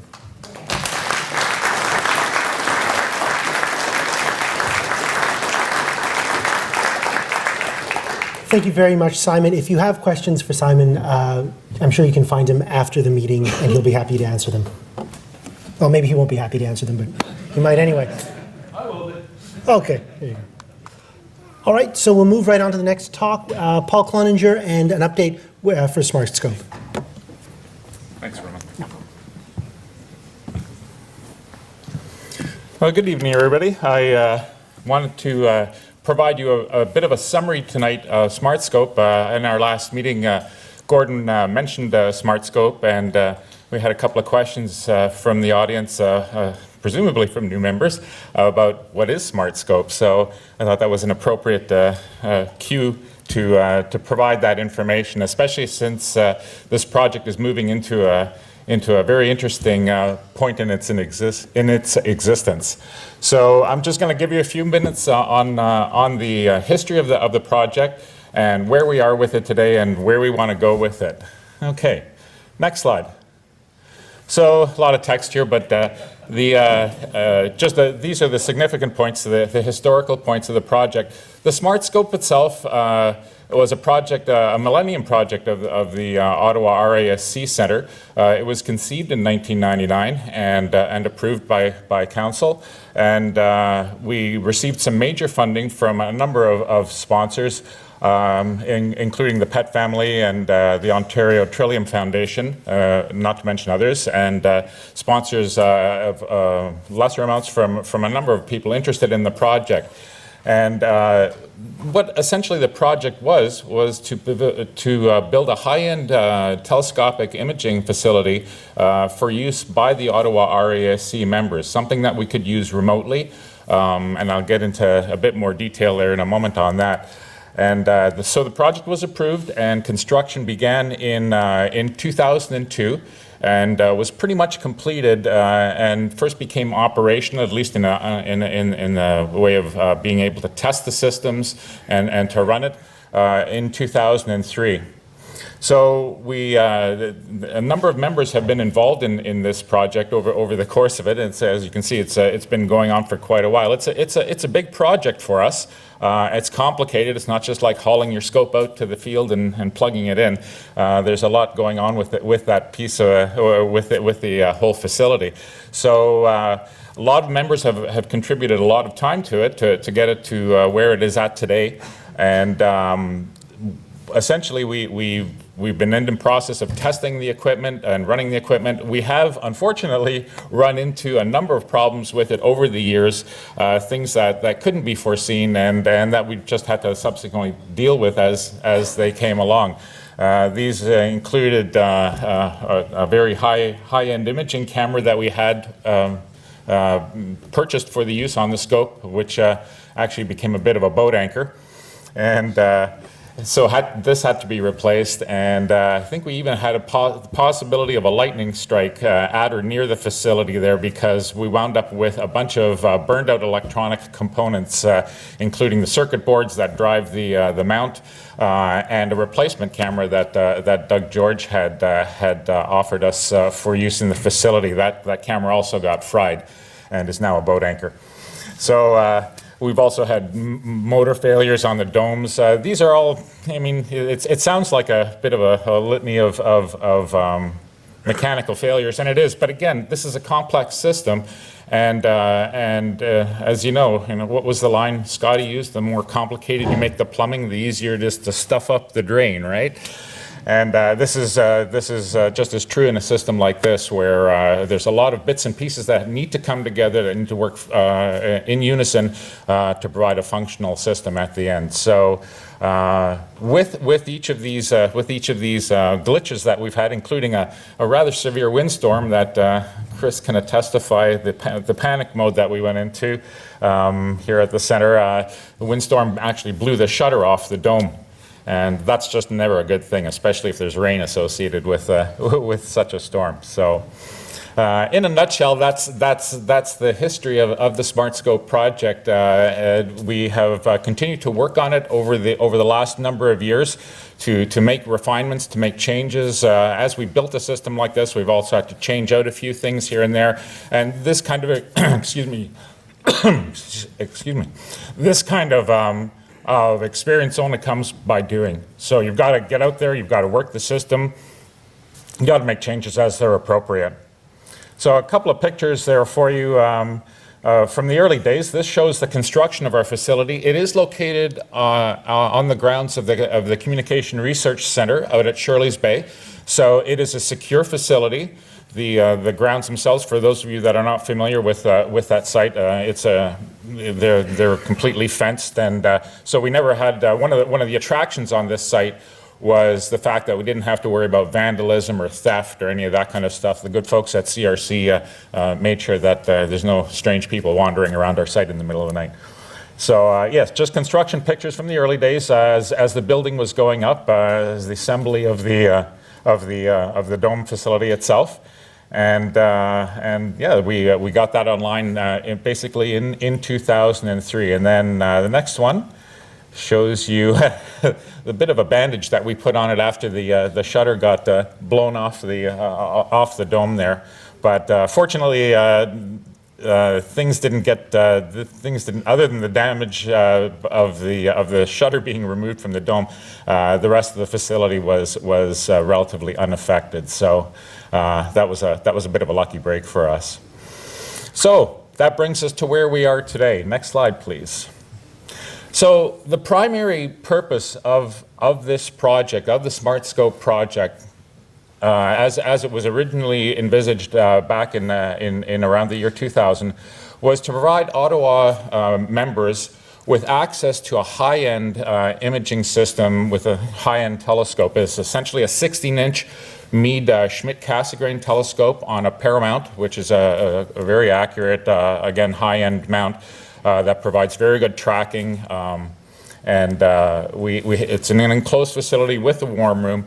And what the desire was when this project was originally conceived was that you, as members of the Ottawa Centre, since we built this, was be able to give you access from your home to run this facility and do your own imaging. Now, I know, as you know, I'm fairly into imaging there, and a lot of people have approached me about that. And I've given them the nuts and bolts of what's involved in producing images like these test images that you see here, which were all, in fact, recently taken with the SmartScope. It's quite an endeavor. It's quite an endeavor, especially if you're wanting to look at high resolution imagery of planets and deep sky objects. You need a fairly substantial telescope. You need an accurate mount. You need an expensive camera. A lot of these things are I know there's a lot of interest in terms of what people have expressed to me, but there's quite a cost associated with it. It's not a cheap investment, and so it was originally conceived that if we could provide that type of access to members where you don't have to go out in the field and set up your equipment for an hour and a half and battle minus 20-degree temperatures, that this would be a good thing. And with the advent of higher internet transfer speeds, it was believed that we could provide this as a service, much the way we do at FLO with the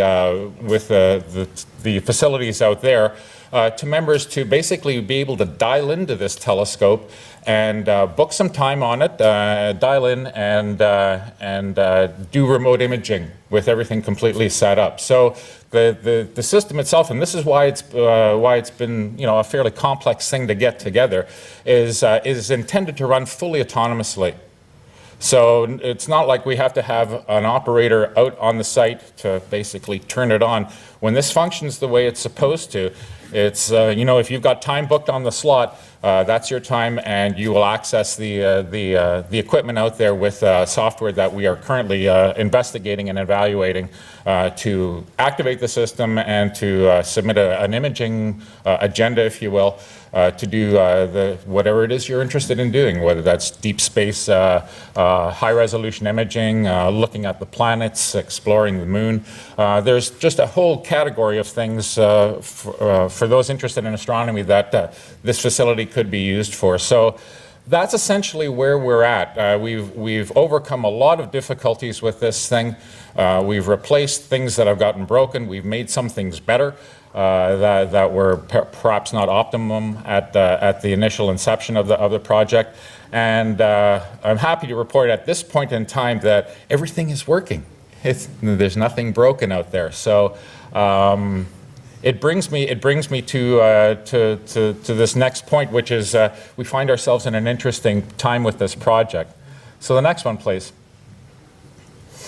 So what I see and what we're hoping to offer with the SmartScope is there's a kind of a short list of things that we can do with this very cool piece of equipment that we hope to have fully at our disposal soon. As I mentioned, creating your own imagery. If you're really into astronomy and scientific investigations, those are avenues that are open too. In terms of if you want to do astrometry or photometry, that type of thing. These are all possibilities that we may be able to offer with the SmartScope as we move forward with the project. You could use it to do comet and supernova hunting if that's your interest. The scope as you can see with the background image, can provide some very highly magnified, high-resolution views of the moon, and the moon is as Simon alluded to, is an interesting place to explore. I mean, I've been looking at this stuff for God knows how long, and I never get tired actually of checking out the moon at high resolution because there's always cool stuff to explore. It's never quite the same twice. Also, the remote capability offers some interesting possibilities in terms of helping your kids. For instance, if you're a member interested in using the scope, essentially you could dial in one night, your slot is booked, and you could share that experience with your family, with your kids, and turn it into a learning opportunity at home. Sure beats them doing this all the time, right? So just another opportunity. Obviously, there are outreach applications that we can do with this. The center is very actively involved in promoting astronomy and reaching out to the public. This is just another tool in our kit that we can use for that. One of the things I've also thought about is that if the system proves to be robust enough and sufficient for the tasks at hand, educational institutions may also find some interest in this, and we may offer them slots of observing time. I'm thinking guys like, or institutes like Carleton University or Ottawa University, where they do have students studying astronomy, and we could possibly provide access to them on a limited basis for doing work that would foster their educational pursuits. And also, as we've tried to do over the years in our demonstration, including just recently with the Mercury transit, is special events webcasting, where we can use the facility, hook up the appropriate camera, and webcast an event such as the Mercury transit. So, yes. If someone wants to have technical support for webcasting, they can approach me. Okay. I'll help them out with that. It's a SmartScope project. They want something to broadcast. I'll help them out on it. Oh, that's awesome. Thank you, Eric. Sorry, I think everybody probably heard that. That's awesome, Eric, because this is kind of a new thing for all of us, right? I mean, this was something when this project was originally conceived back in 1999. I mean, a lot has changed since then in terms of the internet capabilities that we have, the access, the speeds involved. The idea back then of transmitting video from the SmartScope, for instance, if you wanted to do some high-res video imaging of the moon, back then would have not been probably a very conceivable prospect unless you had deep pockets and were willing to put a T1 line in or something. So things have changed, and so yes, I appreciate that, Eric. That would be awesome. So again, if anybody is starting to think about this, and I want you to think about this, then please approach Eric with that. Next one, please. So, at this point in time, I could launch into a conversation about multiverses, bubbling off, different opportunities, different possibilities. But in a very real sense, that's where we're at with this project. Through the work of the volunteers over the many years, we believe that we're very close to being able to implement some of the original objectives of this project and open it up. But I've been asked to sort of oversee that effort in terms of organizing this and setting it up. And what I see is we need to develop operational models for the use of this facility. This is not like going out to FLO and putting your eyes to an eyepiece. Obviously, this is with remote operations. There are a number of things that we need to consider, and depending on how popular it is, we'll have to determine systems where we can slot people so that if 10 people want to do some observing over a course of a few days, we need to be able to allocate the appropriate time blocks. Needless to say, there's a lot of different directions that we can go with this, and the reason I said that it's an interesting point of time for us is because, as many of you know, we're sort of on the verge of a renaissance with our observational capabilities at the site. There are major plans underway currently for the rejuvenation of the FLO site. We have a very generous donation of an 18-inch telescope from Mike Wirtz for actual eyeball observations. We're looking at renovating the FLO site and accommodating different instruments for different levels of interest and for different capabilities. So one of the possibilities was even perhaps to take the SmartScope and move it out to FLO so that all our assets are essentially in the same basket. Anyway, these are different possibilities that we are investigating.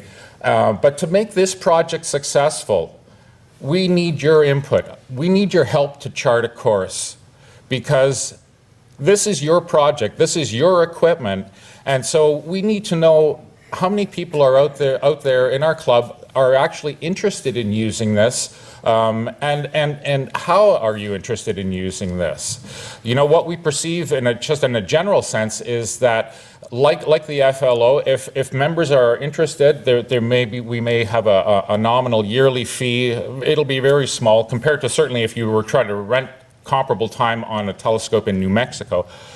This will be a token fee. It will help us maintain the instrument, buy new equipment for it, etc. But all these details are yet to be determined. So my take-home message to you, sorry Simon, I stole your line, is that in the next little while, I'm hoping to get this out within the next month or so, we'll be sending out a SurveyMonkey questionnaire to the entire Ottawa RASC membership. Okay, this questionnaire will be dealing specifically with SmartScope. We're going to ask a bunch of questions, and that will give us the data that we need to assess the interest that our club has in maintaining this facility.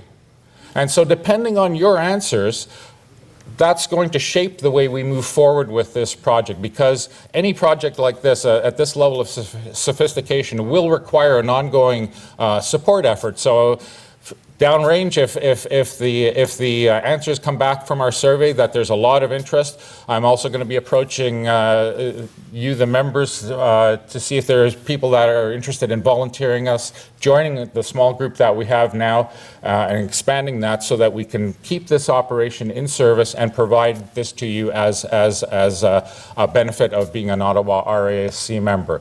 But that's all TBD. The important thing that I see going forward to enable us to do this planning is that survey that we will be sending out to the entire club membership. And all I ask for you is to take a few minutes and answer it as honestly as you can. If you're not interested in doing that, that's fine, because that's the kind of stuff that we need to know. If you're interested in using it, again, that's what we need to know. If you are interested in using it, or hope to cover enough ground in the survey to assess the level of usage that members are interested in doing, okay? This data will help us put together what we need to figure out how we run this project going forward. And my hope is that what we're going to do over the next few months, winter's coming, we're going to run this operation, we're going to test the scope in winter with remote, accessing it remotely. This will be done by our core team at the present. We want to know how robust it is and whether we can offer this service throughout the course of the year, not just in the fair weather months. So that's where our testing will go. In the meantime, we'll also analyze the responses from the survey that we'll put out. And what I'm hoping for is that in the spring timeframe, I'll be able to come back to you, present the results of those surveys, and give you a direction of where we're going with this. But we really do need your help to chart that course. So I would appreciate very much if you did take the time when we launch the survey to answer as many of the questions as possible and help us in this effort. Thank you very much. Okay, thank you very much, Paul. So we're just past 9:30 now, so if everyone who's left, including the observers, they say pictures are worth 1,000 words, so if you could just be very brief and just really go through your pictures and your information very quickly and just keep it to the bare minimum. So now our president with the Star BQ report. Thanks, Roman. Okay, so as many of you know, a few weeks ago we had the Star BQ out at the FLO. It was organized for us by Martha Farkas and Annie Frenette, who did a wonderful job. Do you have the slides there? Oh, there we go. So we had about 40 people show up. There were a few were missing from this image. They were off playing or they were late arriving. There was food. Yep. And we had the 16-inch telescope. We opened that up. A few of us did some viewing through that. And we had some young observers and some not quite so young observers. There were a lot of kids there. Andrew kindly used his telescope to show them some ants that were wandering around in the field. And everybody had a really nice sky. The sky was really, really good that night. So if you haven't been out to the FLO, you need to get out there. It's open to any member. You can go out and use the facilities. The only thing you need a key for is the warm room and the telescope. You need to be trained on the telescope. Okay? Martha's also putting together three baskets of goodies that she wants to auction off at, I believe, the December meeting? November? Okay, so at the next meeting, about 3 weeks away. They have values here. Looks like they're around $60 to $70 each. Is that about right? Yeah, okay. So we'll be doing a silent auction on those, and again, that's going to be a fundraiser for the FLO. So thank you, Annie and Martha, for all your work on this. Okay, thanks. Oh, we received this ransom note, okay? Can you read it? No? The note says, "We have your mustard and your Tupperware. If you ever want to see them again, bring 17 cents in shiny pennies, untraceable, to the RASC meeting." Okay, and the little note up by the mustard says, "Help us." So if you're missing mustard and Tupperware,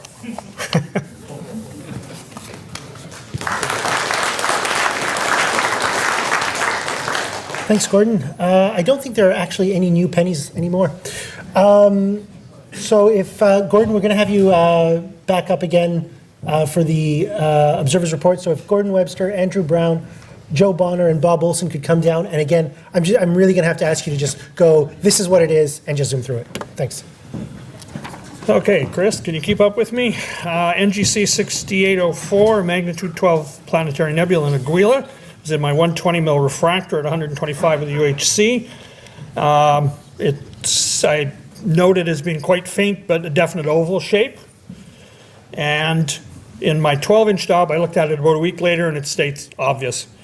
Next one is NGC 6781. Can you see it down there? Which one's the green pointer? Right there. That's a planetary nebula. It's at 11.8 magnitude, and that's in my Dob, the 12-inch Dob at 188 with the UHC. Next, I have a sketch of NGC 891. I was done with my 6-inch refractor at a 41X out at the North Frontenac Dark Sky Preserve in Plevna on Labor Day weekend. When I arrived at dusk, I was surprised to see there were about 40 people there. Turned out they were having a star party. Now the next is NGC 891 at John Galaxy, right? Same galaxy, which I usually can't see with my 12-inch Dob from Orleans, but I've recently been playing with a Mellencamp Skyraider, and in my 6-inch reflector, I managed to get this slightly over-processed image. So it's quite impressive for me. And then my next image was done on the Dob with the same camera as the Ring Nebula. And what's kind of neat with that one is that's a 15.5 magnitude galaxy. That's kind of neat from basically the parking lot at Place d'Orleans. Thanks.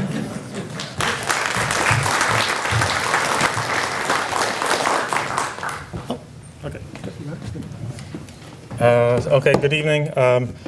On Labor Day weekend, I spent a weekend out at Algonquin Park, so these are my spoils of the evening. Beginning with the Helix Nebula. From our vantage point, it never really gets very high, so I had a little difficulty with transparency that evening, but I think for my first attempt it turned out pretty well. And what? Okay. Now it's turning fall, so of course we have the Pleiades. Doing about 150 second exposures for about 22 minutes. It turned out pretty nicely, I think. We're losing the swan, so I'm happy to have been able to catch it before it went away. And the Triangulum Galaxy, some of you may have seen my Andromeda, so this is the other spiral member of the local group. And after this is a dusk till dawn time lapse, so just sit back, enjoy the star trails and some shooting stars. Is there sound? Oh, don't touch the pointer. Okay.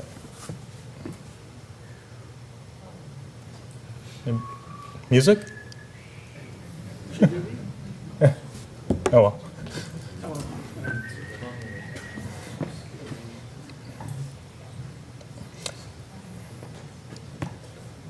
Also captured a little bit of aurora. It'll show up in the lower left, and Milky Way up there. This was taken with a GoPro.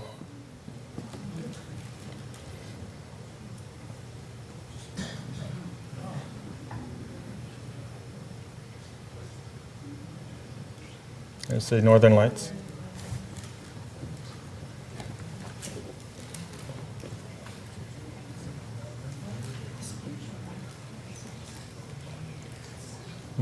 Oh, there we go. That's the Pleiades up here.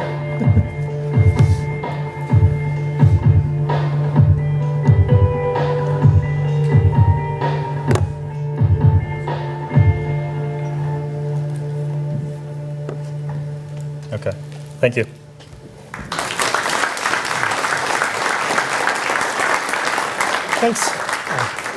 Thanks, Andrew. The chevrons are closing on the Chapa Eye. All right, Joe, you're up. So this one is I was taken back in April, actually, at Echo Lake State Park in North Conway, New Hampshire. The sky is a single 5-minute image that I layered the foreground in. The foreground image was taken about 4 seconds before the 5-minute image, and it's basically done on an Upfront sky tracker, just a camera mount. So do I have control here? Probably do. Yeah. So I put in some of the items that you can pull out here. I was actually surprised at how much I was able to see in terms of how many clusters that were available. But I have a question for the floor, but I'll ask people to come find me later if you know the answer, because I know we're pressed for time. But visually, I could not see the structure here, but camera really popped it out, and my wife Jennifer calls it the chicken foot, and I'm wondering, is this just a random grouping, or is that something? Is it a thing? But, answer me later if you know. Next one. This is my first attempt at a guided image. So this was taken through Orion ED80 60 millimeter refractor with, 80 millimeter refractor with a Canon T2i DSLR. I believe it's 18 images at 4 minutes each. This is, of course, the Dumbbell Nebula M27, which is the remains of a red giant that puffed off its outer layers and just left the white dwarf in the middle. And this was taken just a little over a week ago. I think it was October 3rd. I love a good conjunction, and I love a slender crescent moon, and the geese decided to help it. Thank you.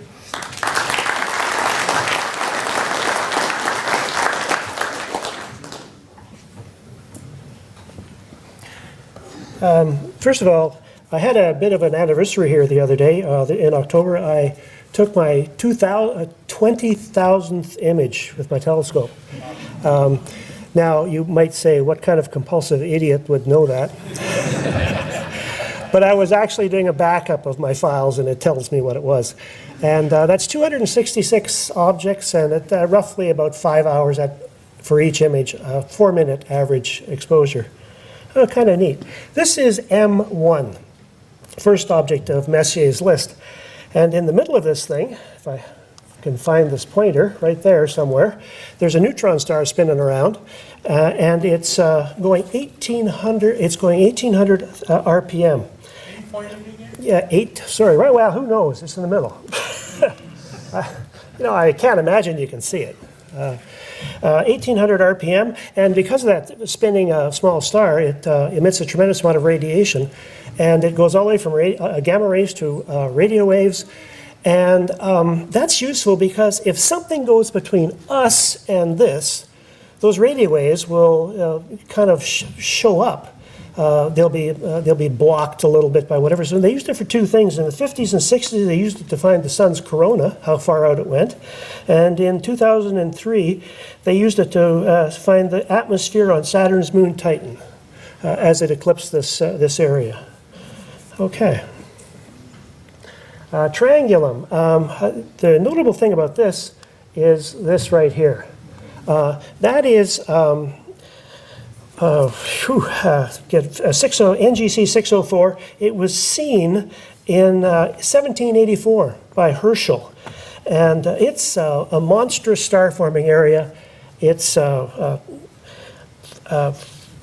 40 times bigger than the Orion Nebula. It contains 200 giant O-type stars and several Wolf-Rayet stars. Really quite an interesting object. This is M33, by the way. We saw an earlier image of it also. And this is the Pac-Man Nebula. It's a hydrogen alpha emitting area. It's named for that video game from my era. A lot of you youngsters would have no idea what that is, but have a good day.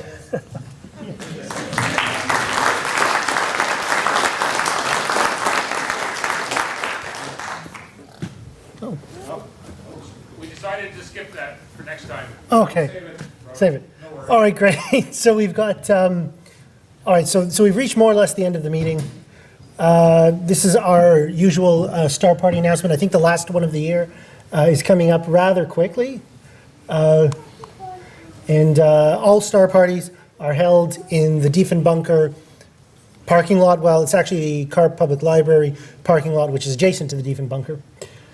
And that's, you can see that's the Google Maps right there. You just get off the 417 on Carp Road and head straight up. And so there you see, that's where we do our observing, Carp Library, Diefenbunker, Carp Road. So we've actually had a really, really good year. May, June, July, August, September on the rain date, but still only one day off. And our next one is October the 21st. So today's the 14th, so a week from today, rain date of a week from Saturday. And just as a personal note, that's the day I fly out to Nunavut.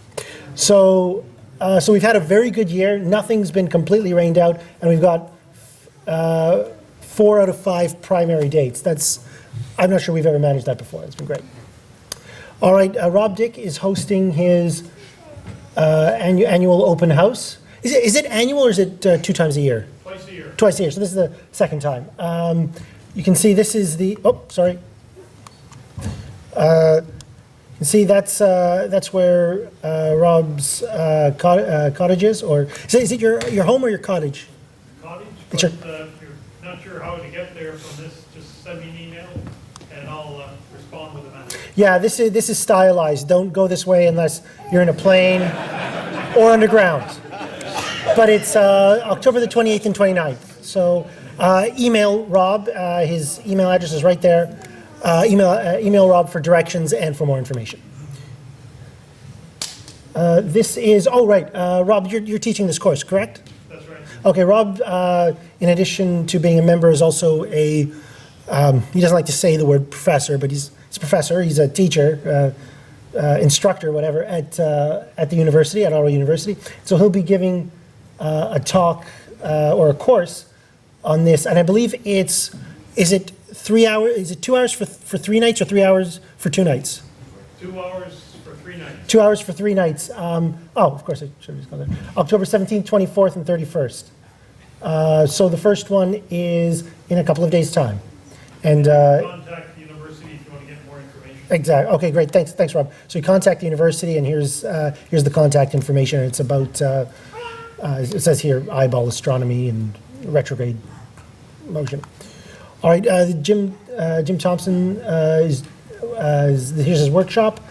So this is. Sorry, could you? Sorry, you may just if you could quickly do this one, because I'm not sure I've followed along this one very closely. Yeah, this is just a quick summary.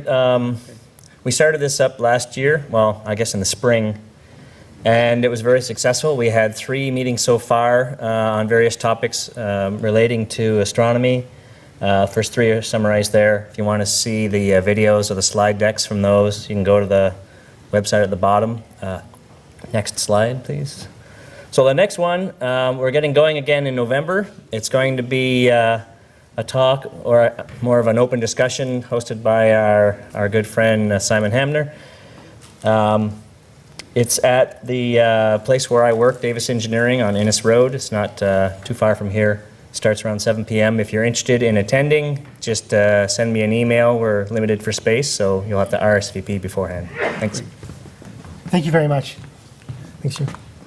All right, this is our Estelle's Pick of the Month, Beyond Our Future in Space by Chris, I guess it's Impey pronounced.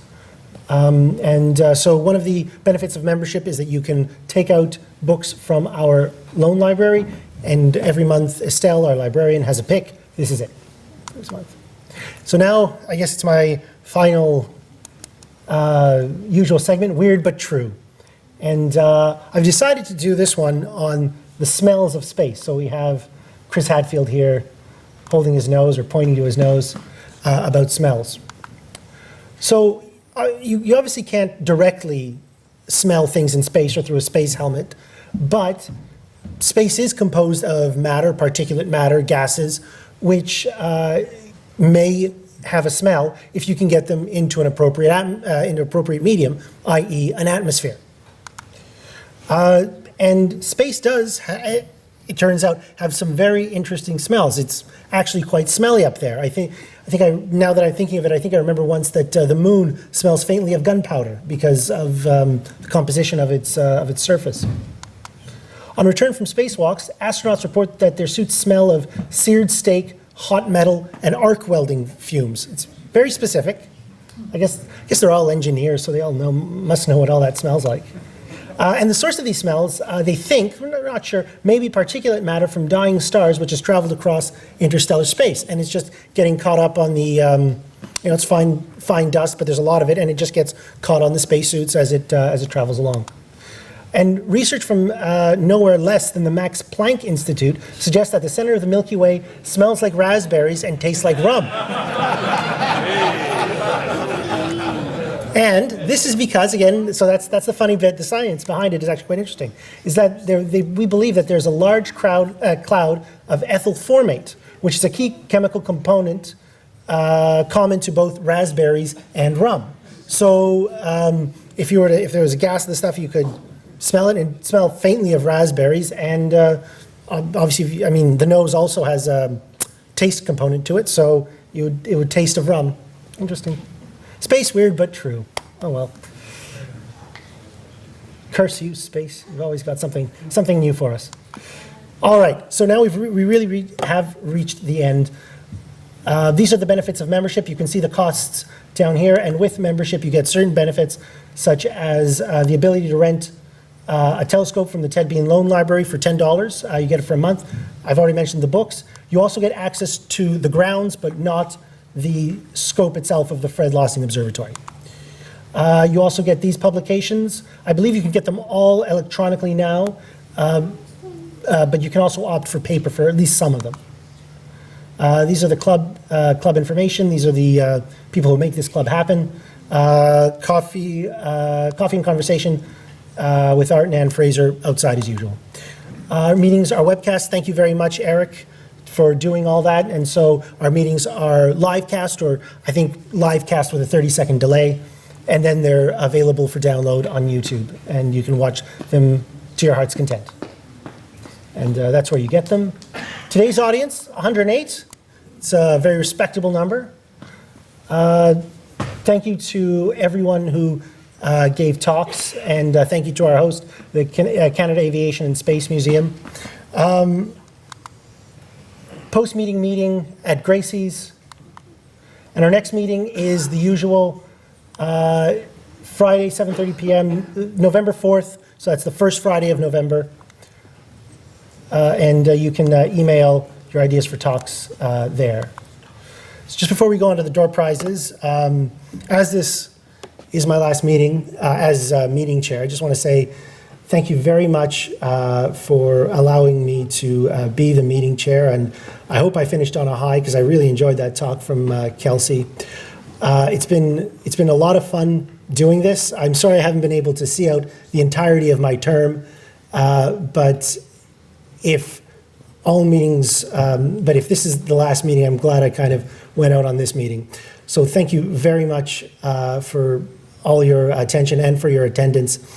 And I hope to see you all at the 2017 GA when I plan to be back down from Iqaluit.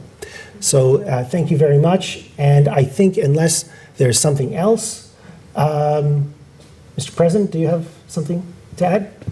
I just wanted to thank you for your service and to wish you the best of luck up north. Thank you very much, guys. Watch out for those corners. Thank you very much, Gordon. Thank you. Thank you. It's been a great ride. I'll just remind you, so we're going to do the door prizes now. It's 5 to 10. So just remember that the museum itself is closed. I think the only areas you are permitted to access are just the lobby and the toilet facilities. And the exits, obviously. So please don't go wandering around the museum. And for those who will be at the after meeting, look forward to seeing you there. Thank you very much, and thank you to those who tuned in. Hope to see you all next month.